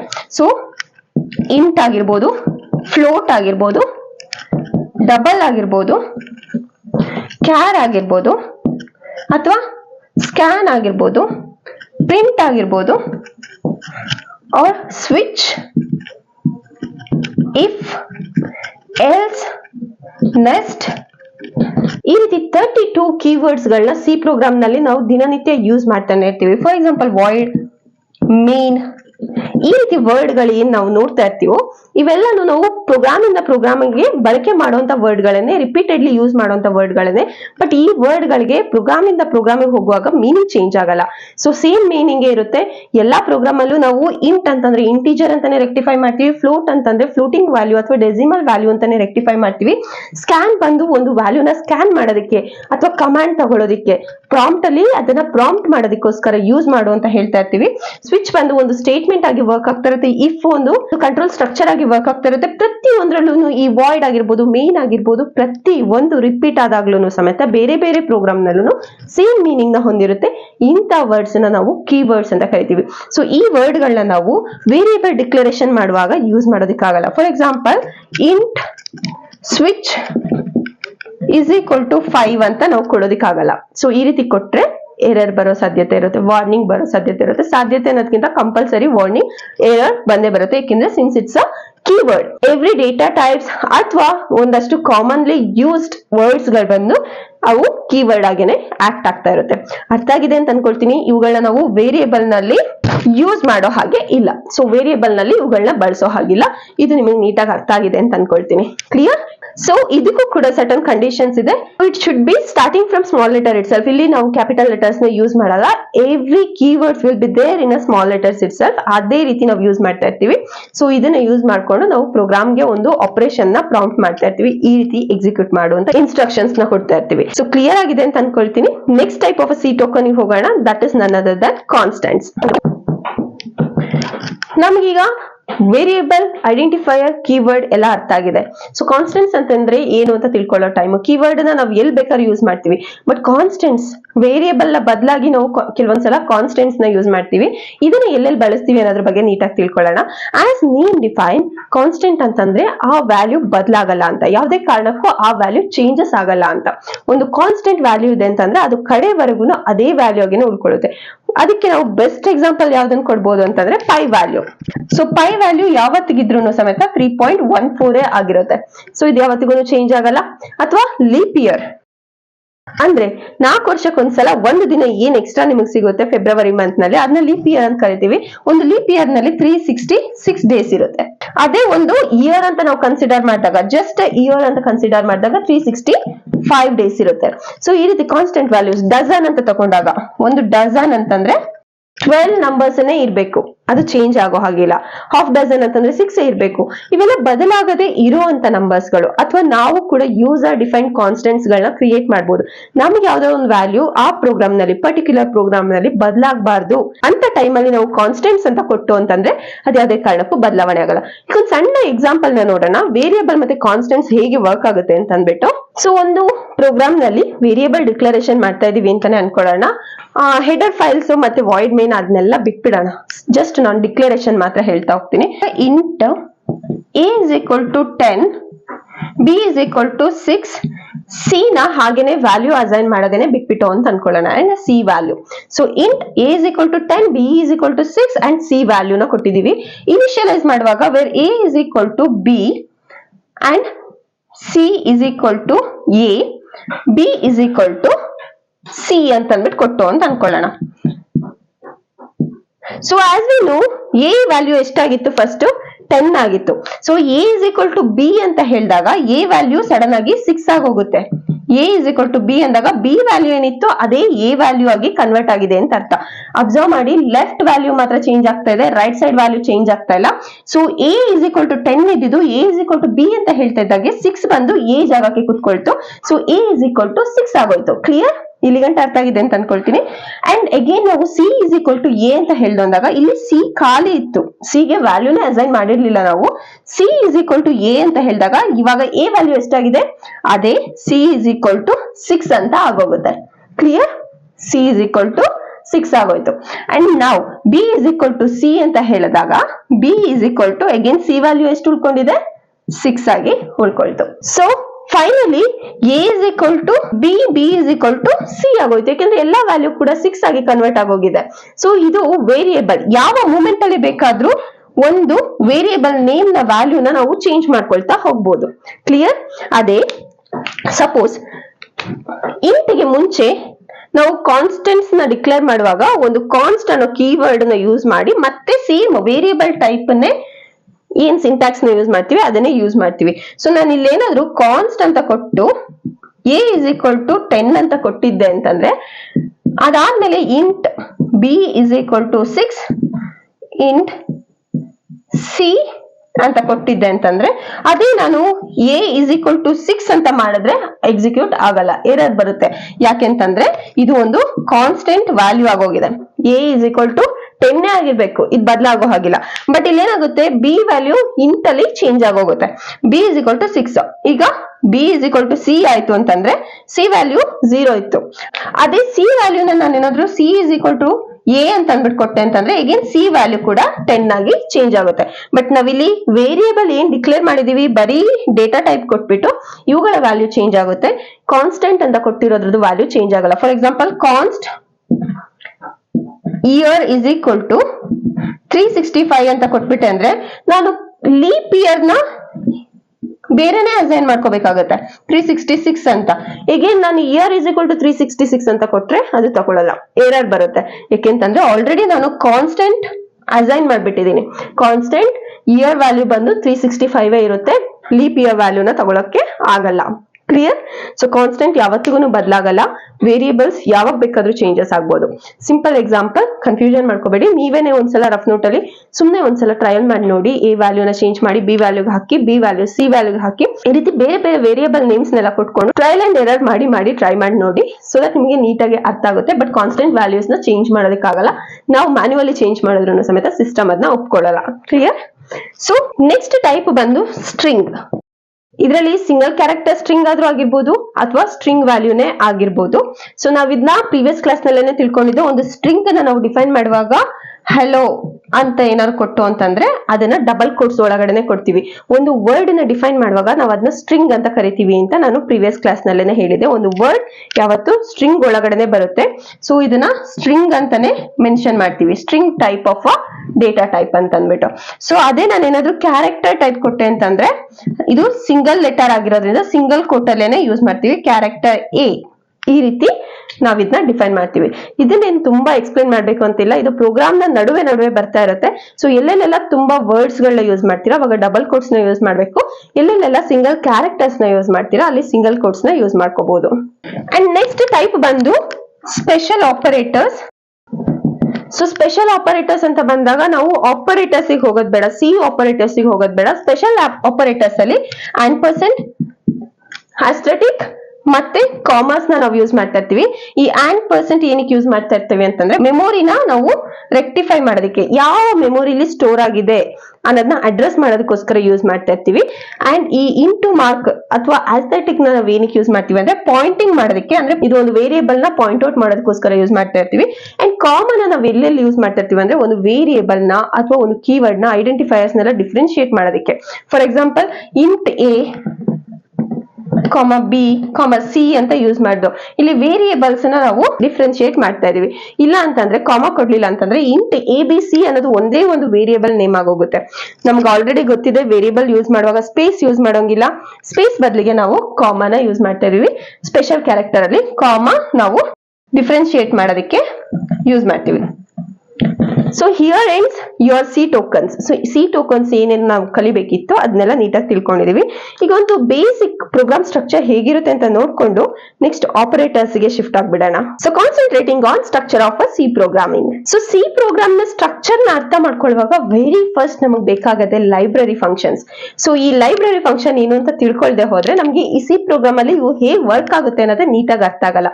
ಸೊ ಲೈಬ್ರರಿ ಫಂಕ್ಷನ್ಸ್ ಹೋಗೋಣ. ಲೈಬ್ರರಿ ಫಂಕ್ಷನ್ಸ್ ಬಂದು ಒಂದು ಬಿಲ್ಟ್ ಇನ್ ಫಂಕ್ಷನ್ಸ್. ಇವು ಸ್ಪೆಸಿಫಿಕ್ ಟಾಸ್ಕ್ ಗೋಸ್ಕರ, ಆಪರೇಷನ್ಸ್ ಗೋಸ್ಕರ ಆಲ್ರೆಡಿ ಪ್ರೀ ಡಿಫೈನ್ಡ್ ಆಗಿ ಸಿ ಕಂಪೈಲರ್ ಗೆ ಅರ್ಥ ಆಗೋ ರೀತಿಯಲ್ಲಿ ಸ್ಟೋರ್ ಆಗಿರುತ್ತೆ. ಸೊ ಇದ್ರ ಸಹಾಯದಿಂದ ನಾವು ತುಂಬಾ ಟೈಮ್ ನ ಸೇವ್ ಮಾಡಬಹುದು. ಯಾವ ಒಂದು ಆಪರೇಷನ್ ನಡಿಬೇಕೋ ಅದಕ್ಕೆ ಪರ್ಟಿಕ್ಯುಲರ್ ಆದ ಲೈಬ್ರರಿ ಫಂಕ್ಷನ್ ನಾವು ಡಿಫೈನ್ ಮಾಡ್ಬಿಟ್ವಿ ಅಂತಂದ್ರೆ ಕಂಪೈಲರ್ ಗೆ ತನಗೆ ಅರ್ಥ ಆಗುತ್ತೆ ಅದು ಏನ್ ಕೆಲಸ ಮಾಡ್ಬೇಕು ಅಂತ. ನಾವು ಅದಕ್ಕೋಸ್ಕರ ಪುಟ್ಟಗಟ್ಟಲೆ ಕೋಡಿಂಗ್ ನ ಬರಿಬೇಕು ಅನ್ನೋ ಅಗತ್ಯ ಇರೋದಿಲ್ಲ. ಸೊ ಜಸ್ಟ್ ಹೆಡರ್ ಹತ್ರನೇ ನಾವು ಯಾವ ಒಂದು ಲೈಬ್ರರಿ ಫಂಕ್ಷನ್ ಯೂಸ್ ಮಾಡ್ತೀವೋ ಅದರ ಮುಖಾಂತರ ಕಂಪೈಲರ್ ನೀಟಾಗಿ ಅರ್ಥ ಮಾಡ್ಕೊಬಿಡುತ್ತೆ ಎಂಡ್ ರಿಸಲ್ಟ್ ಏನಿರ್ಬೇಕು ಅಂತ. So starting with library functions. So ಒಂದು ಲೈಬ್ರರಿ ಅಂದ್ರೆ ನಮ್ಗೊಂದು ಕಾಮನ್ ಐಡಿಯಾ ಇರುತ್ತೆ, ಒಂದು ಐಡಿಯಾಲಜಿ ಇರುತ್ತೆ. ಸೊ ಲೈಬ್ರರಿ ಅಂತಂದ್ರೆ ಒಂದಷ್ಟು ರಾಶಿಗಟ್ಲೆ ಬುಕ್ಸ್ ಇರುತ್ತೆ, ಆ ಒಂದು ಬಿಲ್ಡಿಂಗ್ ನ ನಾವು ಲೈಬ್ರರಿ ಅಂತ ಕರಿತೀವಿ. ಆದ್ರೆ ಸಿ ಪ್ರೋಗ್ರಾಮಿಂಗ್ ನ ಲೈಬ್ರರಿ ಅದೇ ರೀತಿ ಹೋಲೋ ಬೇರೆ ರೀತಿ ಟಾಸ್ಕ್ ಗಳನ್ನ ಮಾಡ್ತಾ ಇರುತ್ತೆ. So library function is a built in function. Built in function ಅಂದ್ರೆ already existing function group together in a common location to perform particular task. ಒಂದು ಕಾಮನ್ ಲೊಕೇಶನ್ ನಲ್ಲಿ ಅವುಗಳನ್ನೆಲ್ಲ ಸೇರಿಸಿ ಒಟ್ಟುಗೂಡಿಸಿ ಒಂದು ಪರ್ಟಿಕ್ಯುಲರ್ ಆಪರೇಷನ್ಸ್ ನ ಮಾಡೋದೇ ನಾವು ಲೈಬ್ರರಿ ಅಂತ ಕರಿತೀವಿ. ಸೊ ನಮಗೆ ಲೈಬ್ರರಿ ಅಂದ್ರೆ ಏನು ಅಂತ ಐಡಿಯಾ ಇದೆ. ಬುಕ್ಸ್ ಗಳಿರುತ್ತೆ, ಬುಕ್ಸ್ ಇರೋ ಒಂದು ಬಿಲ್ಡಿಂಗ್ ನ ನಾವು ಲೈಬ್ರರಿ ಅಂತ ಕರಿತೀವಿ. ತಪ್ಪೇನಿಲ್ಲ, ಇಲ್ಲೂ ಲೈಬ್ರರಿ ಅದೇ ರೀತಿನೇ ವರ್ಕ್ ಆಗ್ತಾ ಇರುತ್ತೆ. ಒಂದಷ್ಟು ಕಾಮನ್ ಆಪರೇಷನ್ಸ್, ಬುಕ್ಸ್ ಬದಲಿಗೆ ಕಾಮನ್ ಆಪರೇಷನ್ಸ್ ಇರುವಂತ ಒಂದು ಲೊಕೇಶನ್. ಸೊ ಆ ಲೊಕೇಶನ್ ನ ನಾವಿಲ್ಲಿ ಲೈಬ್ರರಿ ಅಂತ ಕರಿತೀವಿ. ಸೊ ನಾವ್ ಇದನ್ನ ಡಿಫೈನ್ ಮಾಡ್ತಾ ಇದ್ದ ಹಾಗೇನೆ ಕಂಪೈಲರ್ಗೆ ಅರ್ಥ ಆಗೋಗುತ್ತೆ ಇವತ್ತು ಏನ್ ಪರ್ಟಿಕ್ಯುಲರ್ ಪ್ರೋಗ್ರಾಮ್ ನಡೀತಾ ಇದೆ, ಅದರಲ್ಲಿ ನಾನು ಏನ್ ಟಾಸ್ಕ್ ನ ಏನ್ ರಿಸಲ್ಟ್ ನಲ್ಲಿ ಕೊಡ್ಬೇಕಾಗುತ್ತೆ, ಏನ್ ರಿಸಲ್ಟ್ ನ ಕೊಡ್ಬೇಕಾಗುತ್ತೆ ಅನ್ನೋದನ್ನ ನೀಟಾಗಿ ಕಂಪೈಲರ್ ಅರ್ಥ ಮಾಡ್ಕೊಳ್ಳುತ್ತೆ. ಸೊ ಹೇಗಿರುತ್ತೆ ಈ ಲೈಬ್ರರಿ ಫಂಕ್ಷನ್ ಅಂತ ತಿಳ್ಕೊಳ್ಳೋಣ. ಸೊ ನೀವು ಇದನ್ನ at the beginning of the program ಅಲ್ಲಿ ಯೂಸ್ ಮಾಡ್ತೀರಾ, ಟಾಪ್ ಆಫ್ ದ ಪ್ರೋಗ್ರಾಮ್ ಅಥವಾ ಹೆಡ್ ಆಫ್ ದ ಪ್ರೋಗ್ರಾಮ್ ನಲ್ಲಿ ಯೂಸ್ ಮಾಡ್ತೀರಾ. ಸೊ ದಟ್ ನಾವು ಅದನ್ನ ಹೆಡರ್ ಫೈಲ್ಸ್ ಅಂತ ಕೂಡ ಕರಿತೀವಿ. ಸೊ ಹ್ಯಾಶ್ ಇನ್ಕ್ಲೂಡ್ ಅಂತ ಕೊಟ್ಟು ಒಂದಷ್ಟು ಫಂಕ್ಷನ್ಸ್ ಗಳನ್ನ ಇದ್ರೊಳಗಡೆ ಬರೀತೀರಾ. ಈ ಒಳಗಡೆ ನಾವ್ ಏನು ತುಂಬುತ್ತೀವಿ ಫಂಕ್ಷನ್ಸ್ ನ, ಈ ಪ್ಲೇಸ್ ನೇ ನಾವು ಲೈಬ್ರರಿ ಅಂತ ಕರಿತೀವಿ. ಇದ್ರೊಳಗಡೆ ಒಂದು ಫಂಕ್ಷನ್ ನ ಹಾಕ್ತಿವಿ. ಆ ಪರ್ಟಿಕ್ಯುಲರ್ ಫಂಕ್ಷನ್ ನ ಯೂಸ್ ಮಾಡ್ಕೊಂಡು ಕಂಪೈಲರ್ ಅರ್ಥ ಮಾಡ್ಕೊಳುತ್ತೆ ಏನ್ ಟಾಸ್ಕ್ ನ ಅದು ಪರ್ಫಾರ್ಮ್ ಮಾಡ್ಬೇಕು ಅಂತ. ಸೊ ಏನ್ ಈ ಹ್ಯಾಶ್ ಇನ್ಕ್ಲೂಡ್ ಅಂದ್ರೆ, ಯೂಶಲಿ ನಾವ್ ಏನ್ ಮಾಡ್ತೀವಿ, ನಮ್ಮ ಅಡ್ರೆಸ್ ಒಂದು ಪೋಸ್ಟ್ ಬರ್ಬೇಕು ಅಂತಂದ್ರೆ ನಾವು ನಮ್ಮ ಅಡ್ರೆಸ್ ಡಿಫೈನ್ ಮಾಡುವಾಗ ಪರ್ಟಿಕ್ಯುಲರ್ಲಿ ಮಿಸ್ ಆಗದೇನೆ ಡೋರ್ ನಂಬರ್ ನ ಕೊಡ್ತೀವಿ. ಯಾತಕ್ಕೋಸ್ಕರ ಕೊಡ್ತೀವಿ ಅಂಡ್ ಯಾವ ಸಿಂಬಲ್ ನ ಯೂಸ್ ಮಾಡ್ತೀವಿ. ಸೊ ನಾವು ಹ್ಯಾಶ್ ಸಿಂಬಲ್ ನ ಯೂಸ್ ಮಾಡಿ ಡೋರ್ ನಂಬರ್ ನ ಕೊಡ್ತಾ ಇರ್ತೀವಿ. ನಮ್ದು ಏರಿಯಾ ಹೆಸರು, ಬ್ಲಾಕ್ ಹೆಸರು ಅಥವಾ ಡಿಸ್ಟ್ರಿಕ್ಟ್ ಎಲ್ಲಾನು ನಾವು ಕರೆಕ್ಟ್ ಆಗಿ ಕೊಟ್ಬಿಟ್ಟು ಪೋಸ್ಟ್ ಬಂದು ನಮ್ಮನೆಗೆ ತಲುಪಬೇಕು ಅಂತಂದ್ರೆ ಬಂದ್ ತಲುಪುತ್ತಾ? No, right. ಸೊ ಅಡ್ರೆಸ್ ಕೊಡುವಾಗ ನಾವು ಡೋರ್ ನಂಬರ್ ನ ಕೊಟ್ರೆ ಮಾತ್ರ ನಮ್ದೇ ಮನೆಗೆ ಬಂದ್ ತಲುಪುತ್ತೆ. ಇಲ್ಲಾಂದ್ರೆ ಅದೇ ಏರಿಯಾದ ಯಾವ ಮನೆಗೆ ಬೇಕಾದ್ರೂ ಹೋಗ್ಬೋದು ಅಲ್ವಾ. ಫೋನ್ ನಂಬರ್ ಕೊಡ್ತೀವಿ, ಎಸ್ ಅಫ್ಕೋರ್ಸ್ ನೀವು ಈಗ ಅದನ್ನೇ ಯೋಚನೆ ಮಾಡ್ತೀರಾ ಅಂತ ನನಗೆ ಗೊತ್ತು. ಫೋನ್ ನಂಬರ್ ಕೊಟ್ರೆ ನಮ್ಗೆ ಕಾಲ್ ಮಾಡ್ತಾರೆ ಅಂತ. ಬಟ್ ಆ ರೀತಿ ಅಲ್ಲ ನಾನು ಹೇಳ್ತಾ ಇರೋದು. ನಮಗೆ ತಲುಪಬೇಕಾದಂತ ಒಂದು ಪೋಸ್ಟ್ ಬಂದು ನಮ್ಮ ಮನೆ ಬಾಗಿಲಿಗೆ ಬಂದ್ ತಲುಪಬೇಕು ಅಂದ್ರೆ ಡೋರ್ ನಂಬರ್ ನ ಕೊಡ್ಬೇಕು. ನಾವು ಸಹ ಹ್ಯಾಶ್ ಸಿಂಬಲ್ ನ ಯೂಸ್ ಮಾಡ್ತೀವಿ ಡೋರ್ ನಂಬರ್ ಬರೆಯುವಾಗ. ಅದೇ ರೀತಿ ನಮಗೆ ಏನು ಟಾಸ್ಕ್ ನಡಿಬೇಕು ಅನ್ನೋದನ್ನ ಕಂಪೈಲರ್ ತಲುಪಿಸ್ಬೇಕು ಅಂದ್ರೆ ಇಂಥ ಲೊಕೇಶನ್ ಅಲ್ಲಿ, ಇಂಥ ಅಡ್ರೆಸ್ ನಲ್ಲಿ ಇರುವಂತ ಟಾಸ್ಕ್ ನೇ ನೀನ್ ಪರ್ಫಾರ್ಮ್ ಮಾಡ್ಬೇಕು. ಇಂಥ ಒಂದು ಲೈಬ್ರರಿ ಫಂಕ್ಷನ್ ನೇ ಯೂಸ್ ಮಾಡ್ಕೋಬೇಕು. ಆ ಲೈಬ್ರರಿ ಫಂಕ್ಷನ್ ಆ ಲೈಬ್ರರಿನ ಪರ್ಟಿಕ್ಯುಲರ್ ಇಂಥ ಬ್ಲಾಕ್ ನಲ್ಲಿ, ಇಂಥ ಅಡ್ರೆಸ್ ನಲ್ಲಿ ಇದೆ, ಇಂಥ ನಂಬರ್ ಆಫ್ ಅ ಬ್ಲಾಕ್ ನಲ್ಲಿ ಇದೆ. ಸಿಂಪಲ್, ಅರ್ಥ ಆಯ್ತು ಅಂತ ಅನ್ಕೊಳ್ತೀನಿ. ಸೊ ಆ ಒಂದು ಲೊಕೇಶನ್, ಆ ಒಂದು ಏರಿಯಾ, ಆ ಒಂದು ಲೈಬ್ರರಿಯ ಒಳಗಡೆ ಇಂಥ ರ್ಯಾಕ್ ನಲ್ಲೇನೆ ಇಂಥ ನಂಬರ್ ಬುಕ್ ನೇ ನೀನ್ ಚೂಸ್ ಮಾಡ್ಬೇಕು ಅಂತ ನಾವು ಇಂಡೈರೆಕ್ಟ್ ಆಗಿ ಸಿಸ್ಟಮ್ಗೆ ಹೇಳ್ದ ಹಾಗೆ ಇಂಥ ಲೊಕೇಶನ್ ಇಂದಾನೆ. ಅಂದ್ರೆ ಫಾರ್ ಎಕ್ಸಾಂಪಲ್ ನಾವು stdio.h ಅಂತ ಯೂಸ್ ಮಾಡಿದ್ವು ಅಂತ ಅನ್ಕೊಳ್ಳಿ. ಸೊ ಏನ್ ಈ stdio.h ಅಂತಂದ್ರೆ ಸ್ಟ್ಯಾಂಡರ್ಡ್ ಇನ್ಪುಟ್ ಔಟ್ಪುಟ್, ಹೆಚ್ ಅಂತಂದ್ರೆ ಹೆಡರ್ ಫೈಲ್. ಸೊ ಈ ಸ್ಟ್ಯಾಂಡರ್ಡ್ ಇನ್ಪುಟ್ ಔಟ್ಪುಟ್ ನೇ ನೀನ್ ನನಗ್ ಕೊಡ್ಬೇಕು. ಒಂದು ಇನ್ಪುಟ್ ನ ನನ್ನಿಂದ ತಗೋಬೇಕು, ಔಟ್ಪುಟ್ ನ ನನಗ್ ಕೊಡ್ಬೇಕು ನೀನು ಅಂತ ನಾವು ಅಸೈನ್ ಮಾಡಿದ ಹಾಗೆ ಇಂಥ ಲೊಕೇಶನ್ ನಲ್ಲಿ ಈ ಒಂದು ಫಂಕ್ಷನ್ ಇದೆ. ಇಂಥ ಲೈಬ್ರರಿಯಿಂದ ಈ ಫಂಕ್ಷನ್ ನ ಪಿಕ್ ಮಾಡು, ಕಂಪೈಲರ್ ಗೆ ಅರ್ಥ ಮಾಡಿಸ್ಕೋ ಅಂತ ಹೇಳ್ದಾಗೆ. ಅದೇ hash include stdio.h, include this particular library function inside this header file to be compiled. ಅಷ್ಟೇ, ಸಿಂಪಲ್. ಇನ್ಕ್ಲೂಡ್ ಕಾಮನ್ ಲ್ಯಾಂಗ್ವೇಜ್ ಇಳಿಸ್ಕೊಬಿಡಿ, ಪ್ರೋಗ್ರಾಮ್ ಲ್ಯಾಂಗ್ವೇಜ್ ತುಂಬಾ ಸಿಂಪಲ್ ಆಗುತ್ತೆ. So hash include stdio.h. ಇನ್ನೊಂದು ಕಾಮನ್ ಆಗಿ ಯೂಸ್ ಮಾಡ್ತೀವಿ conio.h ಅಲ್ವಾ. conio.h ಏನ್ ಈ conio.h? ಈ IO ಅಂದ್ರೆ ನಮಗೆ ಗೊತ್ತು, ಯೂಶುವಲಿ ಇನ್ಪುಟ್ ಔಟ್ಪುಟ್ ಅಲ್ವಾ. ಈ ಕಾನ್ ಅಂದ್ರೆ ಏನು? ಕಾನ್ ಅಂದ್ರೆ ಕನ್ಸೋಲ್ ಅಂತ. ನೀನೇ ಅರ್ಥ ಮಾಡ್ಕೋಬೇಕು ಎಂತ ಒಂದು ಔಟ್ಪುಟ್ ನ ಕೊಡ್ಬೇಕು ಇಂಥ ಇನ್ಪುಟ್ ನ ಬಳಸ್ಕೊಂಡು. ಸೊ ಕನ್ಸೋಲ್ ಮಾಡ್ಕೋ, ನೀನೇ ಅರ್ಥ ಮಾಡ್ಕೋ, ಅರ್ಥ ಮಾಡಿ ನನಗೆ ಇಂಥ ಒಂದು ರಿಸಲ್ಟ್ ನ ಕೊಡು. ಈ .h ಅಂದ್ರೆ ಹೆಡರ್ ಫೈಲ್. ನಾವ್ ಈ ಹೆಡರ್ ಫೈಲ್ ಯೂಸ್ ಮಾಡ್ತಾ ಇದೀವಲ್ವಾ, ಅದಕ್ಕೋಸ್ಕರ ಬಳಸ್ತೀವಿ ಅಷ್ಟೇನೆ. ಇನ್ನೊಂದು ಯೂಸ್ ಮಾಡ್ತೀವಿ math.h. ಇದು ತುಂಬಾ ಲೈಬ್ರರಿ ಫಂಕ್ಷನ್ಸ್ ಇದೆ ಆಯ್ತಾ. ನಾನು ಕೆಲವೊಂದನ್ನು ಮಾತ್ರ ನಿಮಗೆ ಹೇಳ್ತಾ ಹೋಗ್ತೀನಿ. math.h ಅಂತಂದ್ರೆ ಮ್ಯಾಥಮೆಟಿಕಲ್ ಆಪರೇಷನ್ಸ್ ನ ಬಳಸ್ತಾ ಇದೀವಿ ಈ ಪರ್ಟಿಕ್ಯುಲರ್ ಪ್ರೋಗ್ರಾಮ್ ನಲ್ಲಿ. ಅರ್ಥ ಮಾಡ್ಕೋ, ನೀನು ಮ್ಯಾಥಮೆಟಿಕ್ಸ್ ಗೆ ಸಂಬಂಧಪಟ್ಟಂತ ರಿಸಲ್ಟ್ ನೇ ಕೊಡ್ಬೇಕು. ಯೂಶುವಲಿ ನಮ್ಗೆ ಇವಾಗ ಒಂದಂತೂ ಎಕ್ಸ್ಪೀರಿಯನ್ಸ್ ಆಗ್ತಾ ಇರುತ್ತೆ. ChatGPT ಬಂದಾಗ್ಲಿಂದ ನಾವೇನ್ ಪ್ರಾಂಪ್ಟ್ ಕೊಡ್ತೀವಿ ಅದಕ್ಕೆ ಈಕ್ವಲ್ ಆಗಿ ಅದು ರಿಸಲ್ಟ್ ಕೊಡ್ತಾ ಹೋಗುತ್ತೆ. ಸಮಟೈಮ್ಸ್ ನಮ್ ಪ್ರಾಂಪ್ಟ್ ಅಲ್ಲಿ ಏನಾದ್ರು ಮಿಸ್ಟೇಕ್ ಆಗೋಯ್ತು ಅಂತಂದ್ರೆ ಅದು ಕೊಡೋ ರಿಸಲ್ಟ್ ಕೊಡೋ ಔಟ್ಪುಟ್ ಅಥವಾ ಕೊಡೋ ಇನ್ಫಾರ್ಮೇಶನ್ ಡಿಫ್ರೆಂಟ್ ಆಗಿ ಬಂದ್ಬಿಡುತ್ತೆ. ಸೊ ನಾವು ಪ್ರಾಂಪ್ಟ್ ನ ಕರೆಕ್ಟ್ ಆಗಿ ಕೊಡ್ಬೇಕು. ಅದೇ ರೀತಿ ಪ್ರಾಂಪ್ಟ್ ನ ಕರೆಕ್ಟ್ ಆಗಿ ಹೇಳ್ತಾ ಇದೀವಿ, ಮ್ಯಾಥಮೆಟಿಕ್ ಫಂಕ್ಷನ್ ನೀನ್ ಯೂಸ್ ಮಾಡ್ತಿರೋದು. ಯಾಕೆಂತಂದ್ರೆ ನಾವು ಅಡಿಷನ್ ನ ಏನ್ ಯೂಸ್ ಮಾಡ್ತೀವಲ್ವಾ, ಇದ್ರ ಪಕ್ಕಕ್ಕೆ ಇನ್ನೊಂದು ಪ್ಲಸ್ ಯೂಸ್ ಮಾಡಿದ್ರೆ ಪ್ರೋಗ್ರಾಮಿಂಗ್ ಲ್ಯಾಂಗ್ವೇಜ್ ನಲ್ಲಿ ಇನ್ಕ್ರಿಮೆಂಟ್ ಆಪರೇಟರ್ ಆಗೋಗುತ್ತೆ. ಅಥವಾ ಸಬ್ಟ್ರಾಕ್ಷನ್ ಏನ್ ಯೂಸ್ ಮಾಡ್ತೀವಿ ಇದನ್ನೇ ಇನ್ನೊಂದ್ಸಲ ಯೂಸ್ ಮಾಡೋದು ಡಿಕ್ರಿಮೆಂಟ್ ಆಪರೇಟರ್ ಆಗೋಗುತ್ತೆ ಇದು. ಸೊ ಅರ್ಥ ಆಗ್ಬೇಕು, ಸಿ ಪ್ರೋಗ್ರಾಮ್ಗೆ ಮ್ಯಾಥಮೆಟಿಕಲ್ ಆಪರೇಷನ್ ನಡೀತಾ ಇದೆ, ಅದರಲ್ಲಿ ಅರಿಥಮೆಟಿಕ್ ಆಪರೇಷನ್ ನಡೀತಾ ಇದೆಯಾ, ಲಾಜಿಕಲ್ ನಡೀತಾ ಇದೆಯಾ, ಇನ್ಕ್ರಿಮೆಂಟ್ ನಡೀತಾ ಇದೆಯಾ, ಡಿಕ್ರಿಮೆಂಟ್ ನಡೀತಾ ಇದೆಯಾ ಅನ್ನೋದು ಅರ್ಥ ಆಗ್ಬೇಕು ಅಂದ್ರೆ ಕಂಪೈಲರ್ ಫಸ್ಟ್ ಗೆ ಅನಲೈಸ್ ಮಾಡ್ಕೋಬೇಕು ಯಾವ ಒಂದು ಹೆಡರ್ ಫೈಲ್ ನ ಯೂಸ್ ಮಾಡಿದೀವಿ ಅಂತ. ಕ್ಲಿಯರ್? ಸೊ ಇನ್ನೂ ಒಂದು ಯೂಸ್ ಮಾಡ್ತೀವಿ ನಾವು std lib ಅಂತ ಅಂದ್ರೆ ಲೈಬ್ರರಿ ಫಂಕ್ಷನ್ ಇದು. ಹೀಗೆ ಸಾಕಷ್ಟು ಇದೆ, ನಿಮ್ಗೆ ನೋಡ್ತಾ ಹೋದ್ರೆ string ಡಾಟ್ ಎಚ್ ಬರುತ್ತೆ. ಈ ರೀತಿ ತುಂಬಾ ಫಂಕ್ಷನ್ಸ್ ಇದೆ, ಬಟ್ ನಾವು ರೇರ್ಲಿ ಯೂಸ್ ಮಾಡ್ತೀವಿ. ಟೈಮ್ ಡಾಟ್ ಎಚ್ ನ ಆಗಾಗ ಯೂಸ್ ಮಾಡ್ತಾ ಇರ್ತೀವಿ. ಸಪೋಸ್ ಏನಾದ್ರೂ ನಾವು ಟೈಮ್ ಬಗ್ಗೆ ಸಂಬಂಧಪಟ್ಟಂತ ಪ್ರೋಗ್ರಾಮ್ಸ್ ನ ಮಾಡ್ತಾ ಇದೀವಿ ಅಂತಂದ್ರೆ ಟೈಮ್ ಡಾಟ್ ಎಚ್ ಯೂಸ್ ಮಾಡ್ತಾ ಇರ್ತೀವಿ. ಇವಿಷ್ಟು commonly used type of library functions. So ಇವಾಗ ಒಂದಂತೂ ಅರ್ಥ ಆಗಿದೆ, library function is a built-in function grouped together and placed in a particular location to perform particular operations. Clear? Library function ಅರ್ಥ ಆಯ್ತಾ? Next is operators in a C programming language. So varieties of operators ಇದೆ, ಒಟ್ಟು 8 ತರಹದ operator ಇದೆ C programming ನ operators ನಲ್ಲಿ. ಒಂದೊಂದೇ ನೋಡ್ತಾ ಹೋಗೋಣ. ಫಸ್ಟ್ ಒನ್ ಬಂದು arithmetic operator. So arithmetic operator. So ಏನ್ ಈ ಅರಿಥಮೆಟಿಕ್ ಆಪರೇಟರ್ ಅಂದ್ರೆ, ನಾನು ಆಗ್ಲೇ ಹೇಳಿದೆ ಇನ್ಕ್ರಿಮೆಂಟ್ ಡಿಕ್ರಿಮೆಂಟ್ ಈ ರೀತಿ ಎಲ್ಲ ಬರುತ್ತೆ. ಮ್ಯಾಥ್ ಡಾಟ್ ಹೆಚ್ ಕೊಡೋದು ಹೋದ್ರೆ ಪ್ರೋಗ್ರಾಮ್ದು ಕನ್ಸೋಲ್ಗೆ ಅರ್ಥ ಆಗೋದಿಲ್ಲ, ಕಂಪೈಲರ್ಗೆ ಅರ್ಥ ಆಗಲ್ಲ ಅಂತ ಅಂದ್ಬಿಟ್ಟು. ಸೊ ಅರಿಥಮೆಟಿಕ್ ಆಪರೇಟರ್ಸ್ ಅಲ್ಲಿ ಕಾಮನ್ಲಿ ನಾವು addition, subtraction, multiplication, division, modulus ಈ ತರಹದ ಆಪರೇಟರ್ಸ್ ಗಳನ್ನ ಯೂಸ್ ಮಾಡ್ತೀವಿ. ಕಾಮನ್ಲಿ ನಾವು ಮ್ಯಾಥ್ಸ್ ಅಲ್ಲಿ ಏನ್ ಯೂಸ್ ಮಾಡ್ತೀವಿ ಅದನ್ನೇ ಬಳಸ್ತಾ ಇರ್ತೀವಿ. ಅದಕ್ಕೂ ಮೀರಿ ನಾವೇನು ಇಲ್ಲಿ ಬಳಸಕ್ ಹೋಗೋದಿಲ್ಲ. ಸೊ ಇವೆಲ್ಲ ಅರಿಥಮೆಟಿಕ್ ಆಪರೇಟರ್ಸ್. ಇದೇನಕ್ಕೆ ಯೂಸ್ ಮಾಡ್ತೀವಿ? ಅಡಿಷನ್ಗೆ, ಸಬ್ಟ್ರಾಕ್ಷನ್ಗೆ, ಮಲ್ಟಿಪ್ಲಿಕೇಶನ್ಗೆ, ಡಿವಿಷನ್ಗೆ. ಮಾಡ್ಯುಲಸ್ ಏನಕ್ಕೆ ಯೂಸ್ ಮಾಡ್ತೀವಿ? ರಿಮೈಂಡರ್ ಮತ್ತೆ ಕ್ವಶನ್ಸ್ ಗಳನ್ನ ಅರ್ಥ ಮಾಡ್ಕೊಳ್ಳೋದಕ್ಕೋಸ್ಕರ ನಾವು ಮಾಡ್ಯುಲಸ್ ನ ಯೂಸ್ ಮಾಡ್ತೀವಿ. ಸಿಂಪಲ್ ಆಗಿ ಹೇಳ್ಬೇಕು ಅಂತಂದ್ರೆ ಆಪರೇಟರ್ಸ್ ಯಾವ್ದ್ರ ಮೇಲೆ ವರ್ಕ್ ಮಾಡ್ತಾ ಇರುತ್ತೆ, ಆಪರೇಟ್ ಮಾಡ್ತಾ ಇರುತ್ತೆ ಅಂದ್ರೆ ಆಪರೆಂಡ್ಸ್ ಮೇಲೆ ವರ್ಕ್ ಮಾಡ್ತಾ ಇರುತ್ತೆ.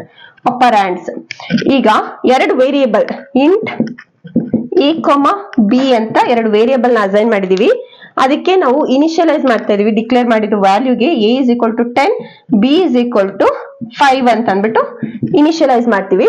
ಈಗ ಒಂದು ಅರಿಥಮೆಟಿಕ್ ಆಪರೇಷನ್ ನಡಿಬೇಕು, ನನಗೆ sum is equal to a plus b ಅಂತ. ವ್ಯಾಲ್ಯೂ ಏನ್ ಬರುತ್ತೆ? ಆಬ್ವಿಯಸ್ಲಿ 15 ಬರುತ್ತೆ.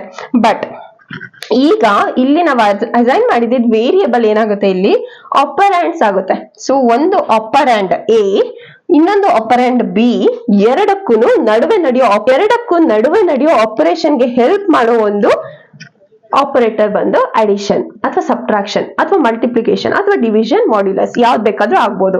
ಈ ಎರಡು ವೇರಿಯೇಬಲ್ ಗಳು ಒಂದು ಅರಿಥಮೆಟಿಕ್ ಆಪರೇಷನ್ ನಡಿಬೇಕಾದ್ರೆ ಆಪರೆಂಡ್ ಗಳಾಗೋಗುತ್ತೆ. Variables turn into operands. Operands ಗಳ ಮಧ್ಯೆ ನಡೆಯೋ ಒಂದು ಆಪರೇಷನ್ ಏನ್ ಹೆಲ್ಪ್ ಮಾಡುತ್ತೆ ಅದೇ ಆಪರೇಟರ್. Simple, clear? ಇನ್ನೊಂದು ನೆಕ್ಸ್ಟ್ ಬಂದು ಅಸೈನ್ಮೆಂಟ್ ಆಪರೇಟರ್. ಇದೇನು ತುಂಬಾ ಕಾಂಪ್ಲಿಕೇಟ್ ಏನಲ್ಲ. ಅಸೈನ್ಮೆಂಟ್ ಅಂತಂದ್ರೆ ಒಂದು ವೇರಿಯೇಬಲ್ಗೆ ಒಂದು ವ್ಯಾಲ್ಯೂನ ಅಸೈನ್ ಮಾಡಕ್ಕೆ ಏನ್ ಹೆಲ್ಪ್ ಮಾಡುತ್ತೆ ಅದೇ ಅಸೈನ್ಮೆಂಟ್ ಆಪರೇಟರ್. ಫಾರ್ ಎಕ್ಸಾಂಪಲ್ ನಾವು ಆಗ್ಲೇ ನೋಡಿದ ಹಾಗೇನೆ ಇಂಟ್ a, b ಅಂತ ಕೊಟ್ಟು, ಅದೇ ನಾವ್ ಈ ಪಾರ್ಟ್ ನ ಡಿಕ್ಲರೇಷನ್ ಅಂತ ಕರೆದು ಅಲ್ವಾ, ಡಿಕ್ಲರೇಷನ್.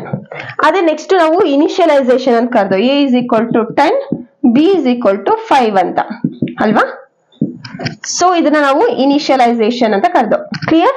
ಅದೇ ಈ ಇನಿಷಿಯಲೈಸೇಷನ್ ಮಾಡೋದಕ್ಕೆ ಯಾವ್ದು ಮಧ್ಯದಲ್ಲಿ ನಮ್ಗೆ ಹೆಲ್ಪ್ ಮಾಡುತ್ತೋ ಅದನ್ನೇ ನಾವು ಅಸೈನ್ಮೆಂಟ್ ಆಪರೇಟರ್ ಅಂತ ಕರಿತೀವಿ. It is nothing but equal symbol. ಯಾವ್ದು ವ್ಯಾಲ್ಯೂನ ಆಪರಾಂಡ್ಗೆ ಅಸೈನ್ ಮಾಡೋದಕ್ಕೆ ಹೆಲ್ಪ್ ಮಾಡುತ್ತೆ ಅದೇ ಅಸೈನ್ಮೆಂಟ್ ಆಪರೇಟರ್.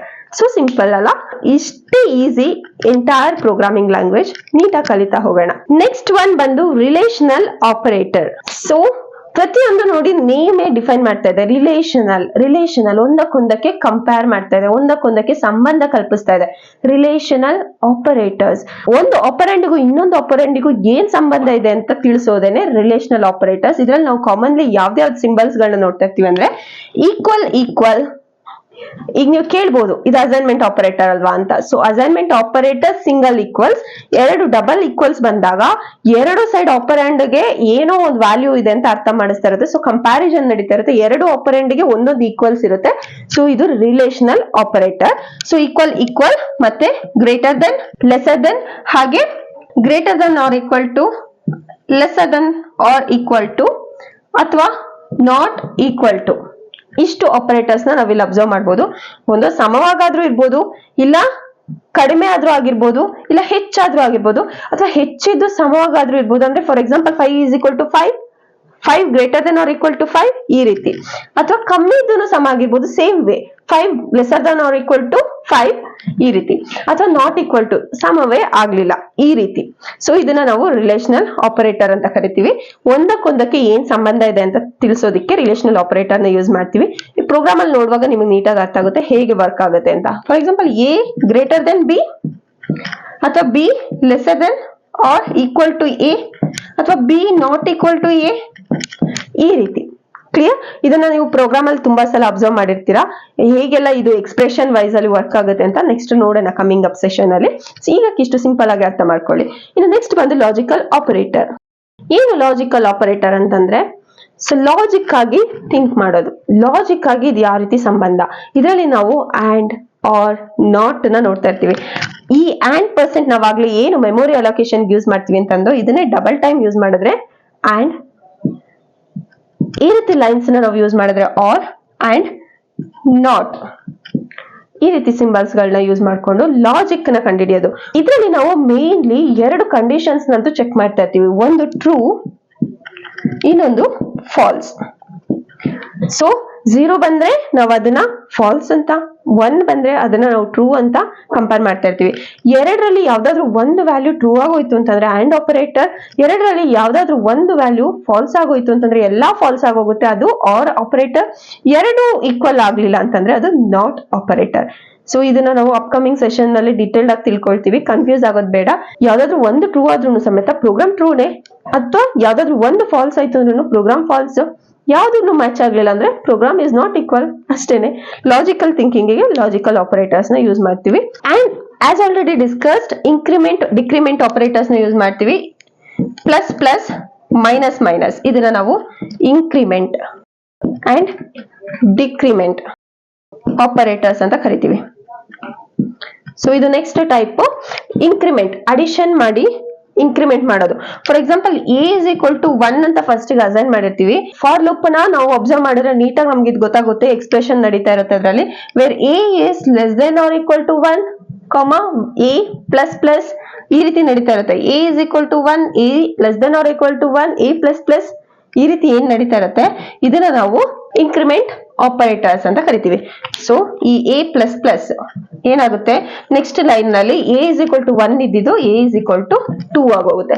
ಪ್ಲಸ್ ಪ್ಲಸ್ ಅಂದ್ರೆ ಒಂದು ವ್ಯಾಲ್ಯೂ ಇನ್ಕ್ರಿಮೆಂಟ್ ಆಯ್ತು ಅಂತ ಅರ್ಥ, ಪ್ಲಸ್ 1 ಆ ರೀತಿ. ಅದೇ ಮೈನಸ್ ಮಾಡಿದ್ರು ಅಂತಂದ್ರೆ ಎ ಮೈನಸ್ ಮೈನಸ್ ಆಯ್ತು ಅಂದ್ರೆ ಎ 1 ಇದ್ದಿದ್ದು ಎ ಆಟೋಮೆಟಿಕಲಿ 0 ಆಗೋಗುತ್ತೆ. A minus 1, a is equal to 1 minus 1, so a is equal to 0, ಈ ರೀತಿ ಆಗುತ್ತೆ. ಇದು ಇನ್ಕ್ರಿಮೆಂಟ್ ಆಪರೇಟರ್. ಇನ್ನು last but not the least, special operators.